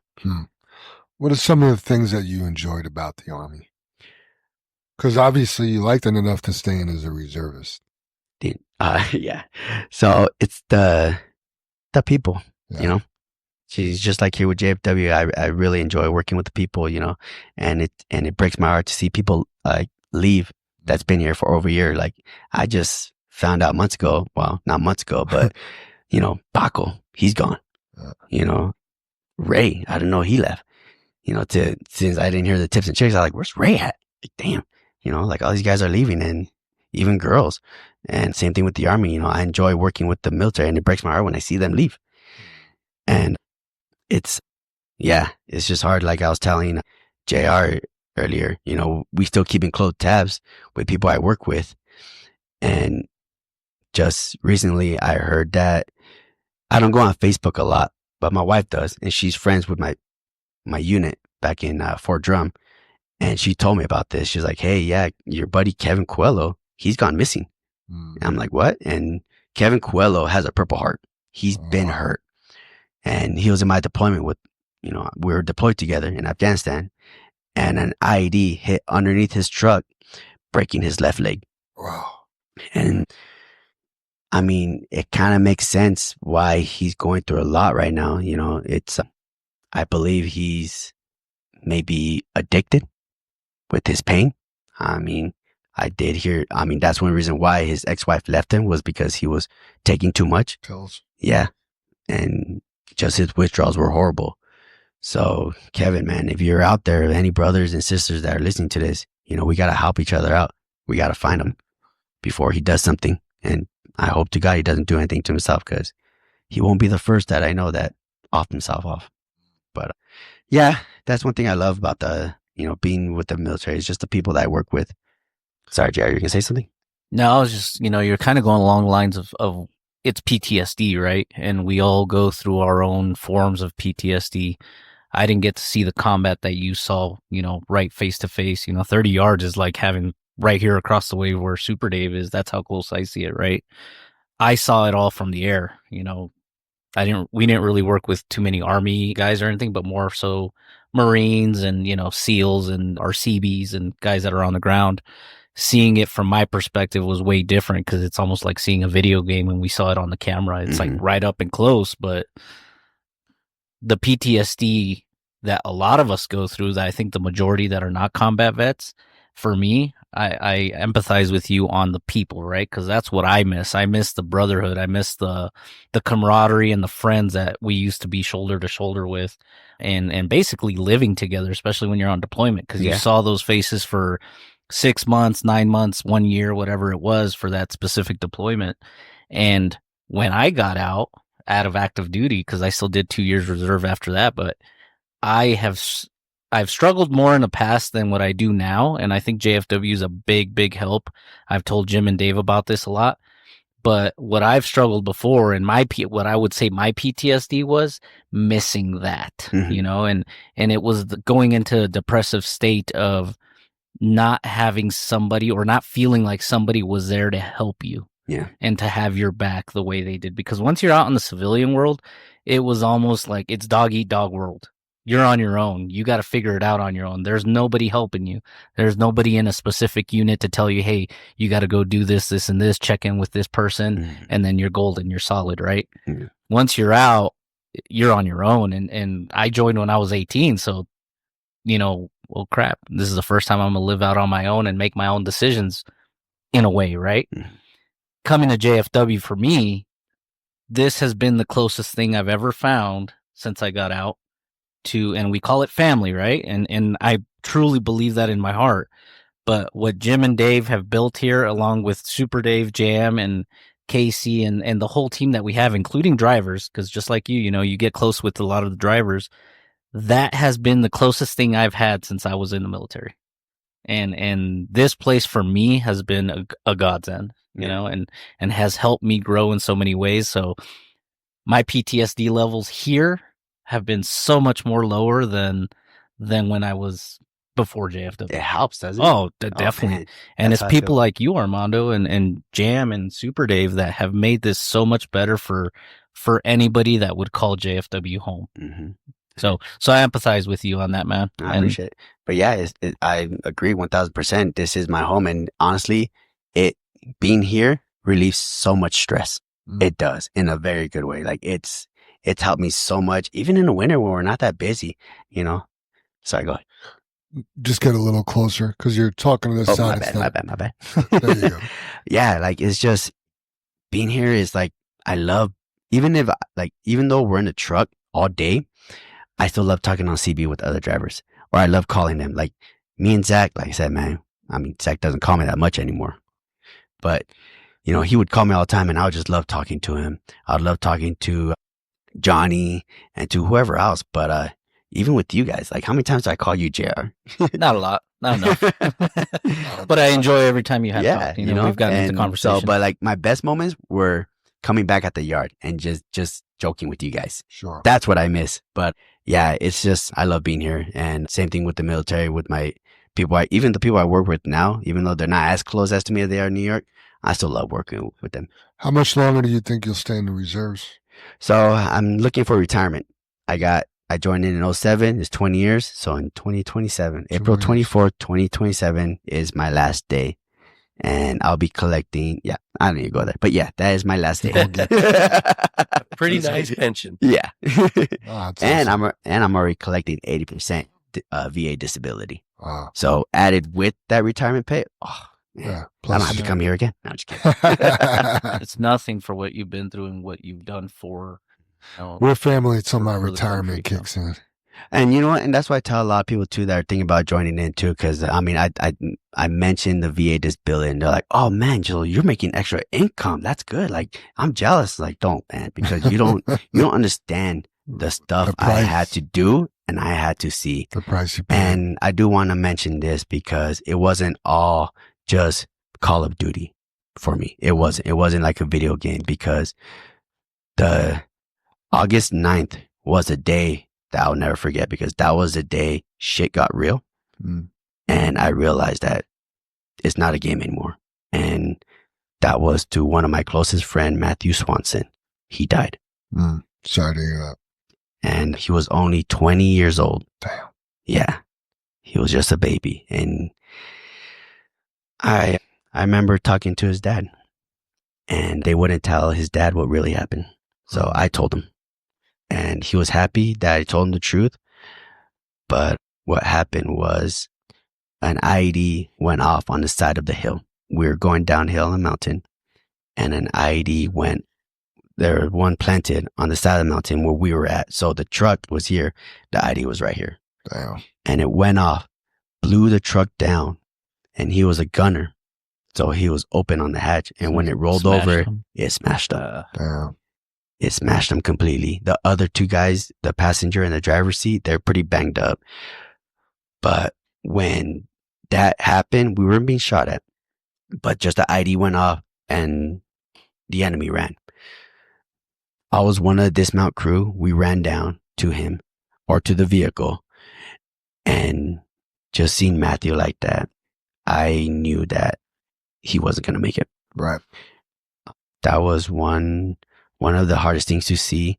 There was a few other things that, that was pretty hard. And this was close to our end of our deployment. So technically we were supposed to be there for a year. And month 10, we were told that we were getting extended for 3 more months. Damn. Yeah. So we were pretty upset about it because everyone was looking forward to it. We were ready to go home. We were tired. We were exhausted. And then we got told we got extended. Stuff like this did happen back then. It was normal. So all we had to do was just basically continue fighting. This was February when we all should have been home already. And we were on a mission, and we had a bunch of infantry guys guarding a tower, just basically pulling security there. That was their rest area, whatever, their camp. And it was in the middle of a combat zone, but there was no combat in that situation, right? So we're doing route clearance still. And there's about like maybe 20, 25 infantry guys in that little area. We had mortars incoming, and a couple mortars hit that tower, bringing down 20 plus infantry guys to the ground. And I'd say it was at least 30, 40 feet from the ground. And they went down pretty hard to where our medics, we had 2 medics with us, and both of them, including myself and a couple other of our guys, we ran up to them and we just saw bodies. And I remember one of our medics, Terry Doc, he was just so banged up, so beat up. Because, I mean, as a medic, what's your job? To save lives. He couldn't save one. They were all gone. And it pissed him off because we were all supposed to be home already. Yeah. It's tough. It's tough, man. Yeah. So, yeah, I mean, most of my military active duty career was war. It was. Crazy. And then when it wasn't war, it was drinking. Mm. I had a nasty drinking habit when I was back home. Is that to And- try to numb it out? Yeah. And it was just, I'm telling you, there was countless times when I was in Germany, I was drinking and driving. Mm. I didn't care. I didn't give 2 shits. I remember times when people were in my way, I would drive through to the curb. I would get on the curb. I would mount the curb and just drive around. I'd get pissed off. And my buddy who was in passenger, he was like, dude, you need to take me home. I'm scared. I was suffering. Mm. And this was before Stephanie, but I was suffering deep down. And I'm not going to lie to you. Suicide has came to my mind Right. a couple of times. It has. It was very dark times for me. And it wasn't really, I didn't have anyone to talk to, and at the time I didn't have the courage to talk to anyone. I wasn't seeking help. I was drinking too much, and even my leadership wouldn't help me, especially in Germany, they're special forces. So they're going through their own issues. Huh. And yeah. And, it took me a while, but finally I said, enough is enough. I need help. I need to go talk to someone about my PTSD. I need to go talk to someone about my drinking habits, and this shit needs to go away. Like, if not, it's going to kill me. Even if I try to reach out with some of my friends back in New York, I mean, I was in Germany. By the time I was awake, they were asleep. When they were awake, I was getting ready to go to bed. So it was up to me to do it myself, and I did. And I'm happy I don't do that no more. I'm glad I'm with the unit now where they basically we just do a lot of planning. So like, for instance, when we're going to a field, we're not going to be going shooting ranges that much. We're actually just going to be organizing and planning stuff, setting up talks, setting up, just ECPs, all that stuff. But yeah, it was just, like I said, it's not all fun and games. How did you end up coming here to JFW? So after when I got out of the military, I was lost in the dark. I didn't know what to do, and just like JR said earlier, once you get out, sent to the civilian world, you're on your own. No one's going to care. Your unit don't give two craps. You're like, there's a door. Here's your last check. There's a door. Here's your DD-214. Good luck. Have fun. My buddy hit me up actually, because at first when I got out, I was doing some construction jobs and it wasn't really doing that well. So I was like, I got to figure something else out. Me and Stephanie, it was just us at the time. I was talking to her and I was like, I thought about going to CDL school, but Stephanie was like, we need to make money now. We don't have time for you to be out for months. So I put that on pause and it still wasn't working out doing construction. And one of my friends back in my unit, he told me, he was like, dude, you should get your CDL. And I told him, like, I thought about that. And he goes, well, do it. What's the holdup? I was like, well, I don't know if I have time for school. I mean, there's a school in Syracuse, New York, which is like an hour away and this and that, right? So long story short, I ended up going to CDL school. I told Stephanie, I was like, I think I want to do this. And so I went to CDL and went in for free, by the way, because the VA took care of it, which was nice. And then we decided to move back to Colorado, because I was stationed in Fort Carson. That's where I met Stephanie. And we decided to come back here and I was working with Halliburton. I went up with different jobs with Brandon Ready Mix and then even with US Foods till finally I was like, you know what? I remember when I was working with Brandon Ready Mix, I saw you guys. Man, I saw that clean, shining red truck. Well, I don't know if it was red at the time, but Play the song. Here Red you go. shiny truck. Cue the song. and it was a funny story because when I applied for Brandon Ready Mix, it was actually because I saw your trucks and I thought, and it was at plant 2. And so when I saw your truck, I was like, see? And I told Sam, see, I told you they got tractor trailers with Brandon. So you thought we were Brandon. Yeah. Gotcha. So, no, but yeah, I remember when I was with Brandon, even when the old West plant, I would see some of the Boker guys.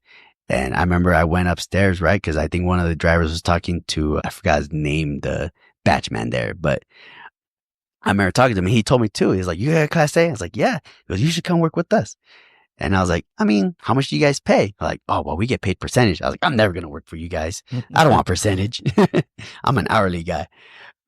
But yeah, so after when I left US Foods, I called Super Dave and he probably doesn't remember. But yeah, I called you up and I remember we did the interview, we did the real test, and you were honest with me. You told me like, hey, this is how much you're going to make. We get percentage. You can make a lot, but you got to drive. You got to do your thing. And again, I had that mentality where I was like, I don't know about percentage. I'm not feeling it. I like getting paid hourly. What if you're stuck in traffic? What if you have a breakdown? What this and that, right? So I actually denied you. I don't know if you remember, but I called you. Don't. Yeah. He rejected you. Well, you know what? You're lucky I gave you a second chance. And I'm so- about to say that too. Yeah, because I called you and I said, like, you know what? I'm not feeling it. And I remember most people would be like, okay, whatever, and hang up, go on to the next caller. But you told me this, and again, you don't remember, but you told me that you're like, well, if you decide to change your mind, call me back. And I think about a couple of weeks, maybe about a week, I called you back. And I was like, you know what? Screw it. Let's try it. Doesn't hurt to try. And I told Stephanie, I was like, hey, I want to try it out. What's it got to take? Let me do it for 3 months. If it doesn't work out, we'll look for something else. And I got to say, Here it we is. are now. Huh? Yeah. 2 years, and I'm proud of wearing this Yeah, shirt. you're wearing your 2-year shirt. I Good love for it. you. I Yeah. love it. And, and it's so easy to be here and do the right thing and get possibly, in my opinion, one of the highest paid jobs there is in this industry right now, just for driving and sweeping out your trailer, and of course, maintaining your truck and all that. One thing Johnny would say is the most heaviest thing you will do is just sweeping out your trailer. That's it. Don't get any loads contaminated. Don't screw up. Just sweep out that trailer. Keep your truck clean. Go drive. Don't take too many breaks. If you want to take a break, eat here, eat there, that's fine. But don't make it into a habit where you're doing it like 30, 40, 50 minutes. Because then you're going to lose some load. And then you're going to be that guy or girl that's going to come in and be like, well, I'm not making money. I'm not doing this right. And blah, blah, blah. I mean, the tickets are there. Dispatch always has a load for you. Like, I think maybe a couple of times I had to sit for like maybe 5 or 6 minutes waiting for a call back to see where I got to go next. That's it. But majority of the time, they're on it. They got you rolling, man. You just got to do the job. Make it happen and go get that money. It's not that hard. I told Jam yesterday, dude, I'm coming in at 4 today. I'm going to knock out that first load. I'll be here by 6:30. What time was I here? Around that time. 6:45. You definitely got to be motivated. I mean, this is a self-motivated job for sure. Armando, you got to be motivated to do the right thing and just go get those loads. Yeah. And What month did you start in? what month did I start here? Yeah. JFW? January 31st. It was January. Gotcha. Yeah. I thought it was the 30th, but no, it's the 31st. That's my my anniversary date. Gotcha. Cool. Yeah. And Cool. I'm catching up to you.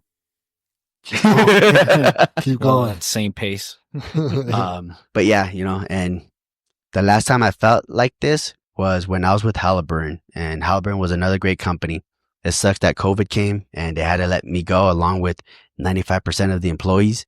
Yeah. But they did call me back, years ago, and they asked me like, hey, would you want your job back? And I said, no, because I'm not driving to Windsor. That's far. Gotcha. But and I'm really going to mean this, like this is the job where I want to be, like when I see Stingray, he just hit his 20 years.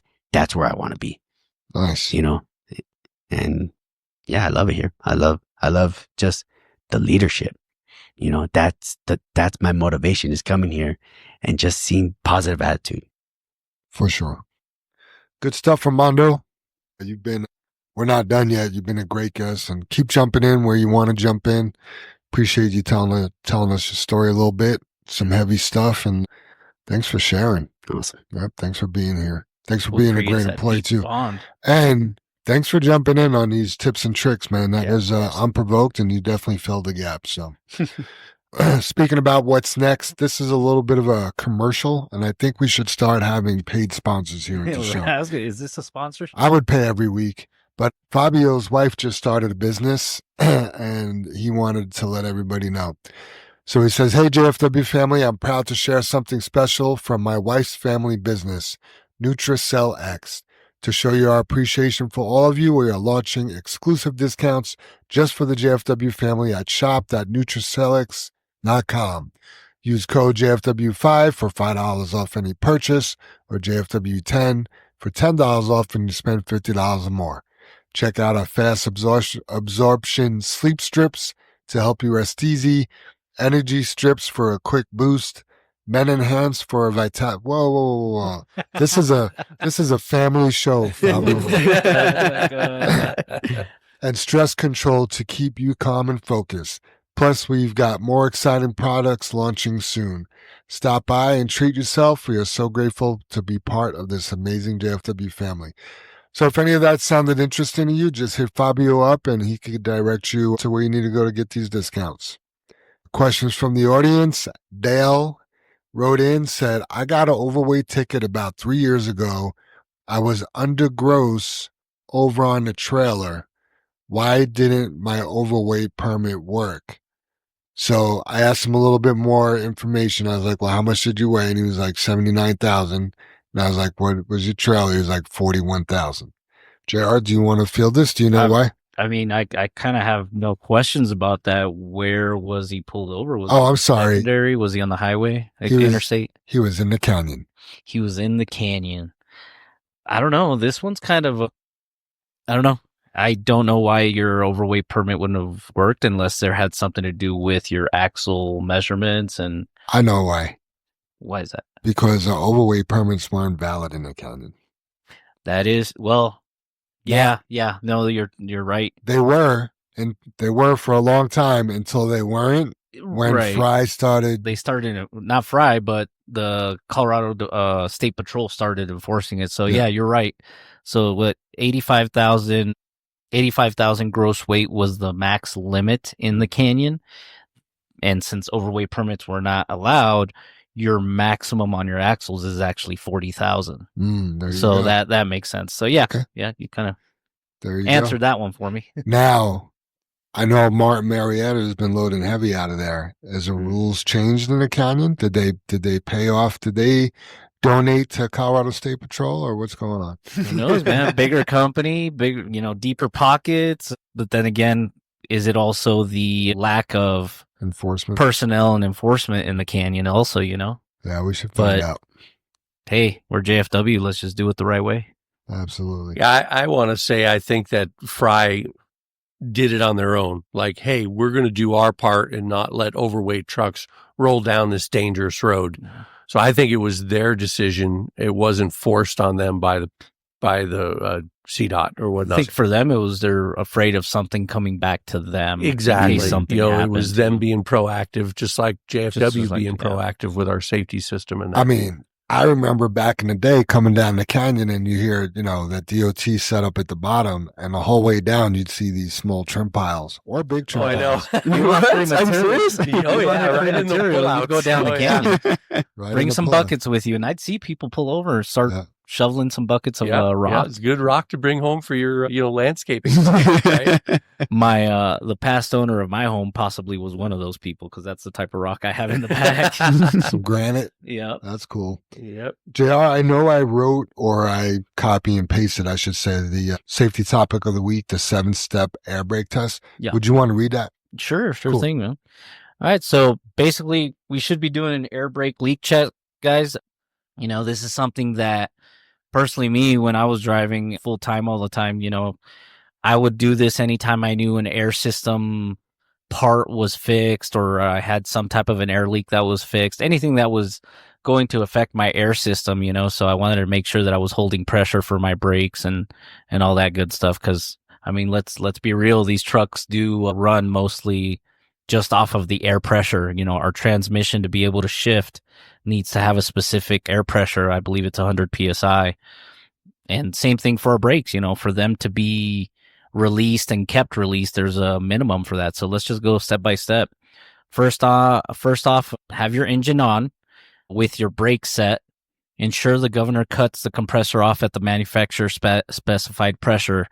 We have written down around 120 psi. I've always learned that it was 125 plus or minus 5 psi. So somewhere around there, when you have your engine on, you should hear that governor cut off the compressor from continuing to pressurize. Then you pump the brakes until the pressure drops below the cut-in pressure around 100 psi, and then you verify that the compressor basically turns back on or cuts back in and basically starts pressurizing your system back up to that 125 plus or minus 5. The test air leak part comes into play at this point. You will turn the engine off with your brakes off, so basically your brakes are going to be released, both of them, the red and the yellow. Just make sure you're in a level area where you're not going to start rolling back or forward or anything like that. That would be a bad day if you start doing that and hit something. But just make sure your vehicle's, level and not going to be moving. So engine off, brakes released. With the engine off and brakes released, monitor the air pressure gauge to ensure it doesn't drop more than 3 psi in 1 minute. Press and hold your brake pedal and monitor the air pressure gauge to ensure it doesn't drop more than 4 psi in 1 minute. So you're basically checking the lines between your tractor and your trailer and making sure there's no other leaks, because if you're on your brakes and your air pressure starts coming down, then we have a problem. It's either an air line or it could be one of the brake cans that's leaking on the service side. Next one's going to be to test your low pressure warning signal. Same thing, you're still going to have your engine off and your brakes released. You have to have your key on so that way your display and your power, your dash and all that is on and indicating how much air pressure you have. Should have been from the very beginning either way. But you leave the engine off, pump the brakes until the low air pressure warning buzzer or light activates. You can have both or either or. And this happens around 60 PSI. Check your spring brakes that they come on automatically, meaning this is what we're checking for on the buttons to come out. I usually remember as LAB, L-A-B, lights, alarms, and buttons. So this would be the buttons part. You pump the brakes down until the pressure drops between 20 to 40, and the emergency red and the service yellow brake valve should pop out, indicating that the spring brakes are engaged. The way I learned this is they both have to pop out at the same time, or the trailer has to pop out before the tractor. If it's the other way around, then there's something wrong. We got to talk to the mechanics about that and get that fixed. Then you're going to check the rate of air pressure buildup. And obviously to rebuild air, you're going to have the engine running and basically have it at a fast idle, 800, 900 PSI, somewhere around there. Rebuild the air pressure in the tank. Monitor the pressure, observe the air pressure gauge, and ensure the pressure builds from 85 PSI to 100 PSI within 45 seconds. And then at this point, you get to the trailer and parking brake test. Engage your parking brakes and gently pull against it to ensure it holds. Service brake test, release your parking brake and move the vehicle slowly about 5 miles per hour. Firmly apply the service brakes and no any pulling to one side or unusual feel or delayed stopping action. So you're basically, making sure that one side isn't more adjusted than the other and it's pulling you to left or right. And that's pretty much it. Easy as that. If anybody does need help with that, we'd be all, pull anybody aside, any of the leadership team here, and we'll be happy to show you exactly how we do that. Great job, JR. Yeah, thanks, Jam. Yep. I want to throw that in there because we mentioned it last week and our numbers were off just a little bit. So definitely wanted to square that away. And now it's time for tips and tricks with Armando Delval. Am I going to read this? Yeah, you wrote it. You wrote it, you read it. All right. Well, good morning, everybody. And I don't think Ray has ever read his own tips and tricks on. Nope. Oh, Never man. did. No. So I first, feel special. This is So awesome. we'll see how you can get around how you are trying to read it clearly and it's not printed right because you didn't type it right. Well, Poor Jam has to do that a lot. I had to cheat yesterday because this was, because I told Jam, I was on the phone with him and I was like, dude, I know what I want to do, man, but I got to I'm trying to find a way to word it out and how to say it. So I found this online and I copied and pasted, but it all, Oh, the old copy and paste trick. Plagiarism. Mhm. Chat GPT. All right. Well, let's start on it. All right. Good morning, everyone. This is your boy Armando, the Sergeant Delval. We're here number 4 on tips and tricks. And yes, I am naming or numbering each one. I love to keep count because OCD. Yeah. All right. So this week, I'm going to be talking about DOT inspections and knowing your truck and equipment, which was funny because we're actually talking about the 7 brake method test. So this actually relates to that too, to make sure you're not in violation and all that stuff. So we are in the month now where DOT's out there, so we all got to do our part. Good morning, JW family, and welcome back to another tips and tricks. DOT is out and ready to inspect those trucks. So I don't have a lot of knowledge about inspections, but I looked it over online and this is what I found that they inspect the most. So this is a level 1 inspection I will be going through. For the drivers, inspectors will examine the driver's credentials, including their commercial driver license and medical examiner's certificate. I know sometimes dispatch will send an email out or a text out for those individual drivers that, hey, your license is coming up for up to date or your medical. But at the end, it is our duty, is our job to make sure that we are in current and that we need to get it updated. Vehicle inspection. The inspection covers a wide range of vehicle components and systems, including brakes. Brake system functionally, including brake pads, drums, and slack adjusters. Again, if you don't know any of these, talk to one of the mechanics and they will show you and help you through this. Tires, tire condition, tread depth, and air pressure. A lot of things drivers don't check are the tread depths. That could be a lot of reasons why we pop those tires. I know Brother Dave mentioned a month ago on my first tips and tricks that a lot of it is also from low air. Lighting, your headlights, taillights, turn signals, and other lights. Super Dave mentioned yesterday, Brother Dave and Brother Jim were just constantly talking about truckers pulling out the yard with no headlights or their marker lights being out, their brake lights not working. It doesn't matter. We have to do our post trips. At the end of the day, I know it's getting busy. We're all tired. We all want to go home. I pulled a 14-hour day yesterday, but I still did my post trip. If I can do it, everybody could do it. We have to take care of our trucks. And even if you don't have an assigned truck and you're using someone else's, please do the post trip so that the next driver, whether it's that person's truck or not, they know that whatever was wrong with it the day before, it got fixed. Suspension components for any signs of damage or wear. Steering mechanism for proper function. Exhaust system for leaks or damages. Your fuel system, check it out for any leaks or damages. Too easy. Just look at it, make sure it's not damaged if you're not having any fuel system leaks or anything like that.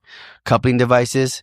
I do want to bring something out about coupling devices for proper function. There was a couple of times I've been on a couple of trucks, myself included, that I noticed that my service glad hand was wiggling. We do get that a lot. I drove Rich's old truck, 0025. If he's not assigned to that truck no more, right? He is. He is? Okay. Mm-hmm. I remember I was on his truck doing cores one time and I noticed that his service glad hand was wiggling. I just wrote up for him. Hopefully it got fixed, which I'm pretty sure it did. But yeah, check those glad hands. A lot of us don't check them. Also, those glad hands could be loose. So when people are losing the air and they don't know what's going on, a lot of chance could be because that service or that emergency glad hand is not connected or inserted well. Other components, your windshield wipers, mirrors, and other safety features. DOT will check this.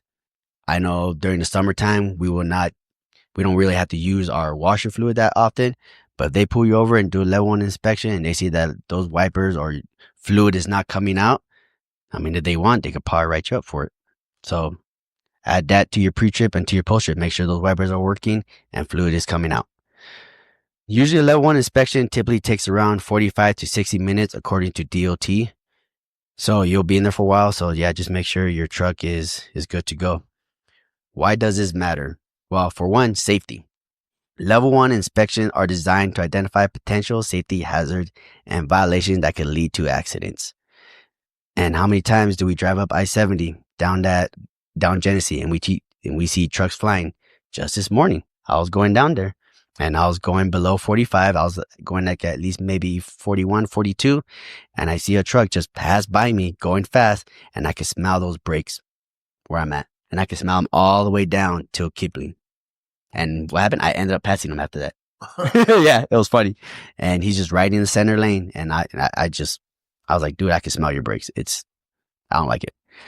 Compliance. They ensure that commercial vehicles and drivers are operating in compliance with DOT regulation. What are the consequences? Failing a level 1 inspection can result in fines, penalties, and the vehicle being placed out of service. And again, this goes back to what Brother Dave was saying, or I believe it was JR. I do apologize. We pull up to the port. If, let's say, one of our trucks is just not in regulation, they're driving with, leaks or hydraulic fluid pouring out, whatever. And then they see the next JFW truck with the same thing, they're going to start pulling us over. On random inspections, they're going to just drive down the highway. They're going to see one of us and be like, hey, get out this exit. I want to do a level 1 inspection. So yeah, just prepare for yourself. Maintain proper documentation. Insert all required documents are readily. God, I can't say that word. Readily available and up to date.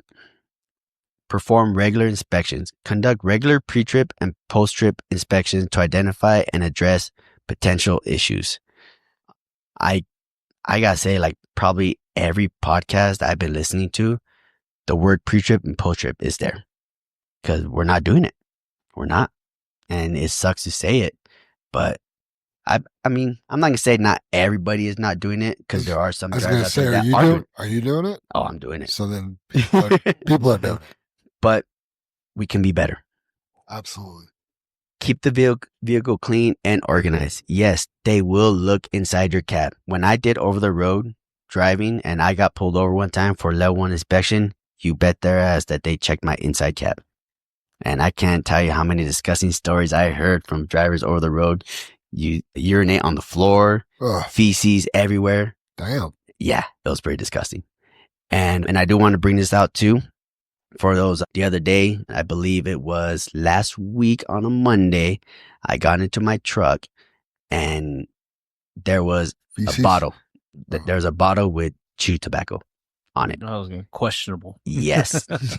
Questionable content. I had to throw that away and it was just pretty disgusting. I didn't say nothing, I could have, but it was just one of those things where I'm just like, I mean, just don't do it. I mean, for anybody that's listening, throw your trash away at the end of the day. You know, like we always say, leave the truck the way it is or in better condition. Amen. To me, whenever I ask drivers if they're borrowing my truck or whoever, even if I get like drivers riding with me that day and they ever use my truck or someone else's, I always tell, well, especially for my truck, I tell them like, you don't have to make it better how it was.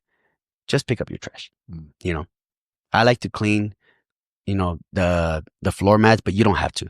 But just I don't want to see chewed tobacco. I don't want to see cigarette butts. I don't want to see cigarette cartons, which I had in my truck too. It's disgusting. I want to add to that. That does include also if it's your assigned truck. Mm-hmm. And the reason, throw out your trash at the end of every day. And the reason I say that is because you don't know if you're going to, maybe you have to call off sorry about that. Maybe you have to call off the next day for whatever reasons. And now somebody has to jump in your truck. And the last thing we want to see or have to do is have to clean up after you. Or maybe it's you're going on vacation and it's a scheduled day off or something like that. So either way, does not matter. Keep your trucks clean at the end of every day. There's trash cans right next to the fuel islands. Yeah. And like I said, I'll be gone these next 4 days after today. So whoever is driving 0088, just throw your trash away. I'm going to drive it. Drive it. I'm going to kick your couch. But yes, DOT will go in your cab. They will look at it. If they see that dirt, they'll even look at your windows too. If they can't see out that window from the cab, I mean, we're not doing our job to clean the windows. We got to clean those windows, guys. We get paper towels. We have glass cleaners for free inside the shop. Just grab one. Just grab one, not two. Just grab one. Yeah, that cab needs to be tidy. That's for sure. That's something they look at when they first open your door. They look at what's, loose and kind of rolling around. It's a safety hazard. Any of that stuff goes underneath your brake pedal. You're not going to be able to stop. You need to use your brakes. Better jump out that cab. Just a newsflash also, just because there's no passenger does not mean that the passenger side doesn't get dirty, guys. Oh, yeah. There's a couple trucks I've gotten in and that passenger side hasn't seen a rag or anything and it's super dusty. Mm-hmm. Thank you for that, JR. Yeah. Yeah, so let's just keep our vehicle clean. Be prepared to answer any questions. All right. And I do want to mention this because I know Jam brought this up a couple of months ago on a podcast. We had a couple of drivers, one driver specifically that got stopped by a DOT, went inside his cab and he straight out told that driver like, hey man, your air's not working. Like you got no air in your truck. And he was like, wait, what? And I think they wrote him up for that. And we found out to know that was actually the brake application. You should know by now what your gauges mean. All right? Yeah, I think he was looking at his suspension gauges. Load gauge, yeah. But either way, he was looking at the wrong thing and he couldn't explain to the officer what the right thing was. I talked to the officer on the phone because we got a video from the driver, like, show me what you're looking at.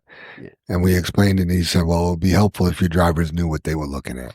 Yeah, And- I mean, educate yourself on the equipment. I mean, Yeah. that's your job as a driver. You just don't get into something and just, hey, let's go. Mm-hmm. And that also includes our inspection sticker. Brother Dave, you mentioned this last week's podcast about our inspection sticker that we got. For a lot of people, hopefully you listened to last week. Yes, it is good for a year. However, if you look at the year, it's going to say 2024. That is the year that trailer and truck got inspected. So it's good for a whole year. So DOT is going to pull you over and they're going to say, hey, your inspection is expired. And be like, no, that's when it got inspected. So whatever month is punched and the year it says, it's good for the next following year. So please don't get confused that, because me and 0090 Johnny, we got pulled over and Johnny was not aware of that. And I believe we called JR. We called either you or someone, and we both found out that we were up to date. All right. Yeah. So these are all the items that we as drivers should be checking daily. We shouldn't just be checking our tires and here for any leaks. Do any of us check if the fire extinguisher is even up to date, or if we have warning triangles? Also, we have to be ready for any questions or random questions that DOT will ask you.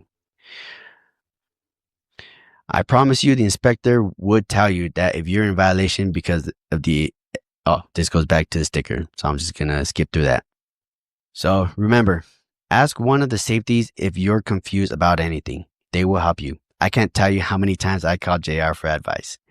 I'm pretty sure I annoyed him from time to time. Ask any driver, message and connect, because I'm 100% sure that someone is thinking the same thing but doesn't want to say anything because they might feel embarrassed. Don't ever feel embarrassed, guys and girls. Don't ever feel embarrassed to ask anything. I've been driving for 10 years and I still don't know a lot. Okay, I'm learning every day from these guys, and there's always room to learn more.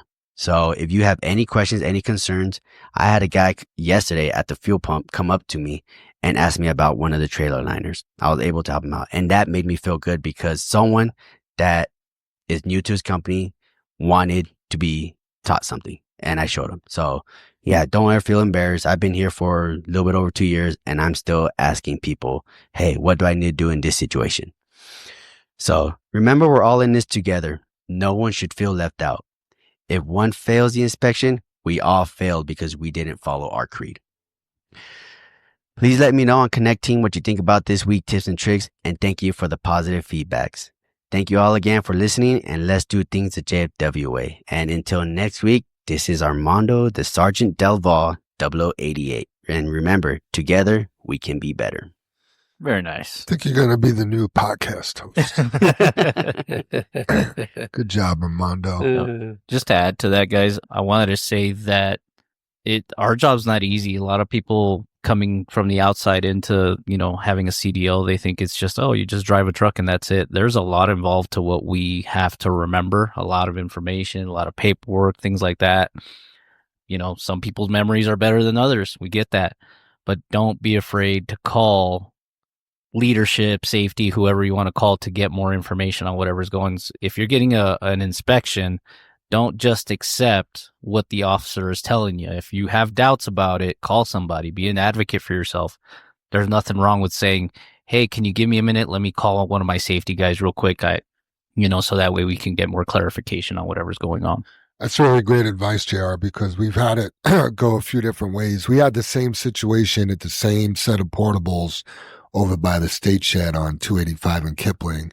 One driver stopped, called us, told us there was a problem. I ended up driving down there. Brother Dave was talking to the trooper or the supervisor. We ended up getting a reweigh and got out. And the other driver, he just took the ticket and left, and neither one of them turn around, didn't we? Mm-hmm. No, the one that got out of it, they wouldn't let him drive around because they said he could throw material off. We asked if he could back up to the scales, and they said it was too dangerous. And that's when Brother Dave got on the phone with the supervisor, and the supervisor was like, "Oh, we got hand scales, no problem. They could break those out." And they were not happy about breaking these hand scales out.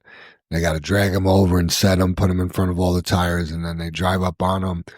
And he added it all up and he was like 87,000. He's like, you see, 87,000. I'm like, yeah, we're on 285. This is a secondary road. He's like, oh yeah, you're right. You know, so, but the other driver took the ticket and took off. So we got dinged on one, but the other driver was being an advocate for himself and got out of it. Exactly. Yeah. That's where the teamwork comes in. Like you know, if you don't have the ability to fight for these things on your own, we're happy to help you. And I think a lot of it that has to do also with some people are scared to talk to the troopers or the cops or whatever. They just feel like they're the authority, they're the man. I'm not answering any questions. I plead the fifth. Call my lawyer. Yeah, so no, guys, nothing wrong with you guys asking for a reweigh or reinspect or, hey, give me a sec, let me call one of my leadership team members and get more clarification on things. So yeah, there's a way to do it. If you are able to put the words together and be polite and respectful, but also know what you're talking about, you may end up getting a little bit of respect out there. Knowledge is power. Knowledge is power. Well, the moment we've all been waiting for. Soup, you want to hit us with that high road haul? Okay, I'll hit you. Here it comes. Ouch. HR. So we did talk about a lot on this podcast about checking your truck and going through all of the pre-trip and post-trip procedures. Ultimately, it all comes down to doing your very best. And, that is in our creed. It's something that we want people to try to do every day at work. So I'm going to jump right in, and this is about doing things right. So many of us are still hopelessly trying to find our passion, something we believe will ultimately lead us closer to happiness and success. And I say hopelessly, primarily because we're putting the cart ahead of the horse. When we say we're trying to find our passion, it implies that our passion is somehow hiding behind a tree or under a rock or somewhere. But that's far from the truth. The truth is our passion comes from doing things right now. If you're waiting to somehow find your passion somewhere outside yourself, so you finally have a reason to put your whole heart and soul into doing something, you'll likely be waiting around for eternity.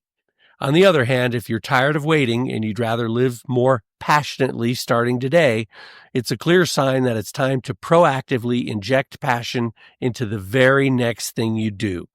Think about it. When was the last time you completed a project and then said, if that's good enough, but you really envisioned the finished product to be better? So you dove back in to do just that, to make it perfect.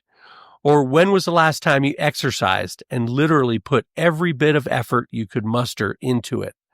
When was the last time you truly tried to do your very best? Like most of us, you're likely putting a half-hearted, half-minded effort into most of the things you do on a daily basis because you're still waiting. You're still waiting to find something to be passionate about. What you need to do is the exact opposite. When I was a kid, my grandmother used to tell me, stop looking for the next opportunity. The one you have in front of you is your opportunity. She also said too often we spend too much time attempting to perfect something before we ever even do it. Instead of waiting for perfection, just do your best with what you've got right now and improve it along the way. If you want more passion in your life right now, do something about it right now. Put your heart and soul into something, not into the next opportunity, but the opportunity you have right in front of you. Not into tomorrow's work, but today's work. Not into tomorrow's workout, but today's workout. You have an endless reservoir of untapped potential within you, just waiting. So stop waiting. There's no next opportunity, only the one you have at this moment. Put your heart and soul into what you've got in front of you. And the quote this week is, working every day and always trying your best will breed into you temperance and self-control, diligence and strength of will, cheerfulness and content, and 100 other virtues which the idle will never know. And that was spoken by Charles Kingsley.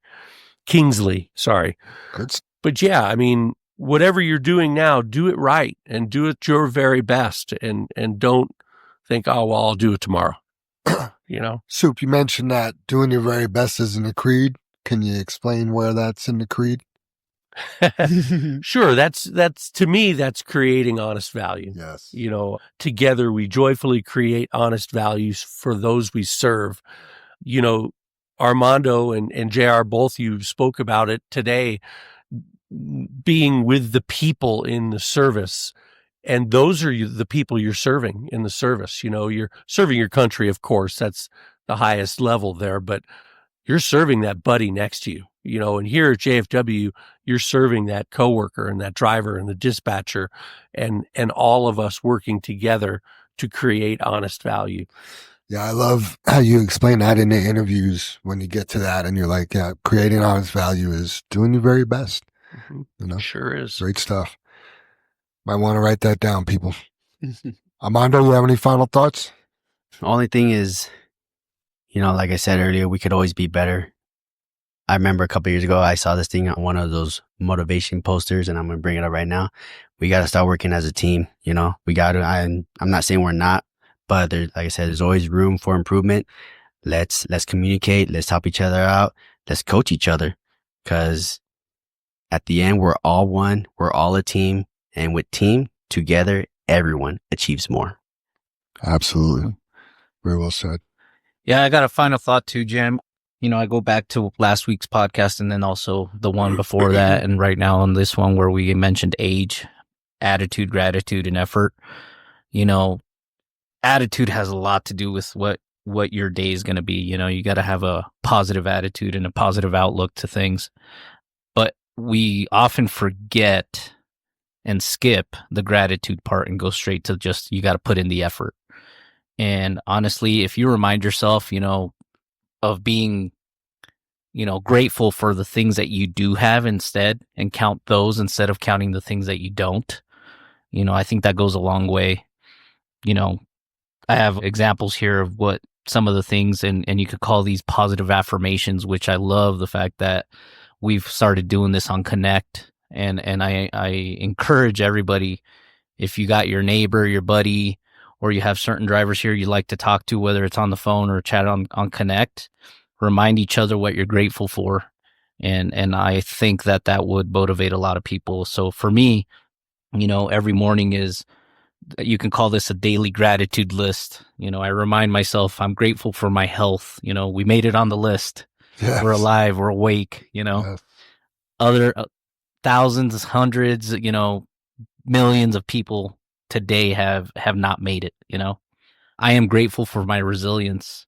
I am grateful for today's fresh start. Every day is a fresh start. What happened in the past, you can't focus that on anymore. That's done and gone.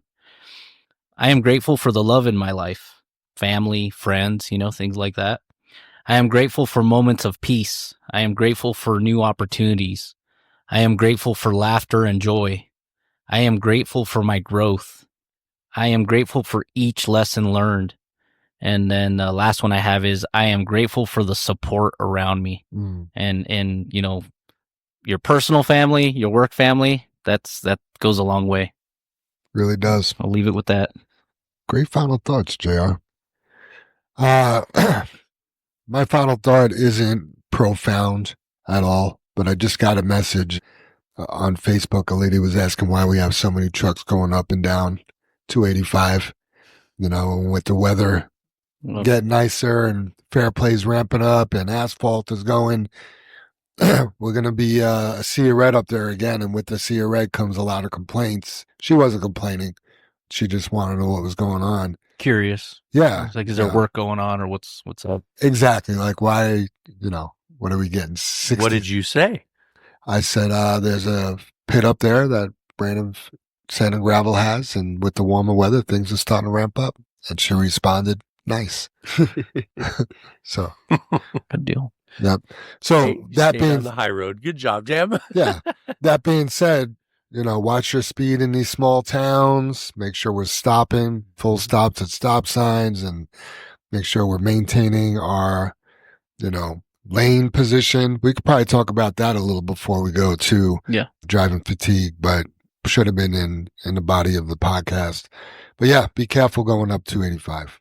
And then, just to touch on it, we did have to let a driver go last week because he was having trouble staying awake repeatedly, more than one incident. And that's kind of a deal breaker. You know, guys and girls, like, you have to be awake when you drive. It's very, very dangerous to drive fatigued. And, you know, it's a shame because he was a good driver. So. And this was at Fair Play? This was going to Fair Play. Yeah, coming back. So. Get enough rest, get enough rest, take care of your health. It's a shame that it had to come to this, but in a way you got to think about it. We're saving a life and we're saving others' lives. Yeah. Cause what we saw it was scary. Yeah. It was really scary. We talk about, I've said that texting and driving is worse than driving drunk because you can't see the road. Yeah. At least driving drunk, you can see the road. Well, if you're asleep, you're not seeing anything at all. So, it's a shame. Yeah. Anyway, any other final thoughts from you, Super Dave? No, I think I pretty much touched on everything. Okay. Yeah.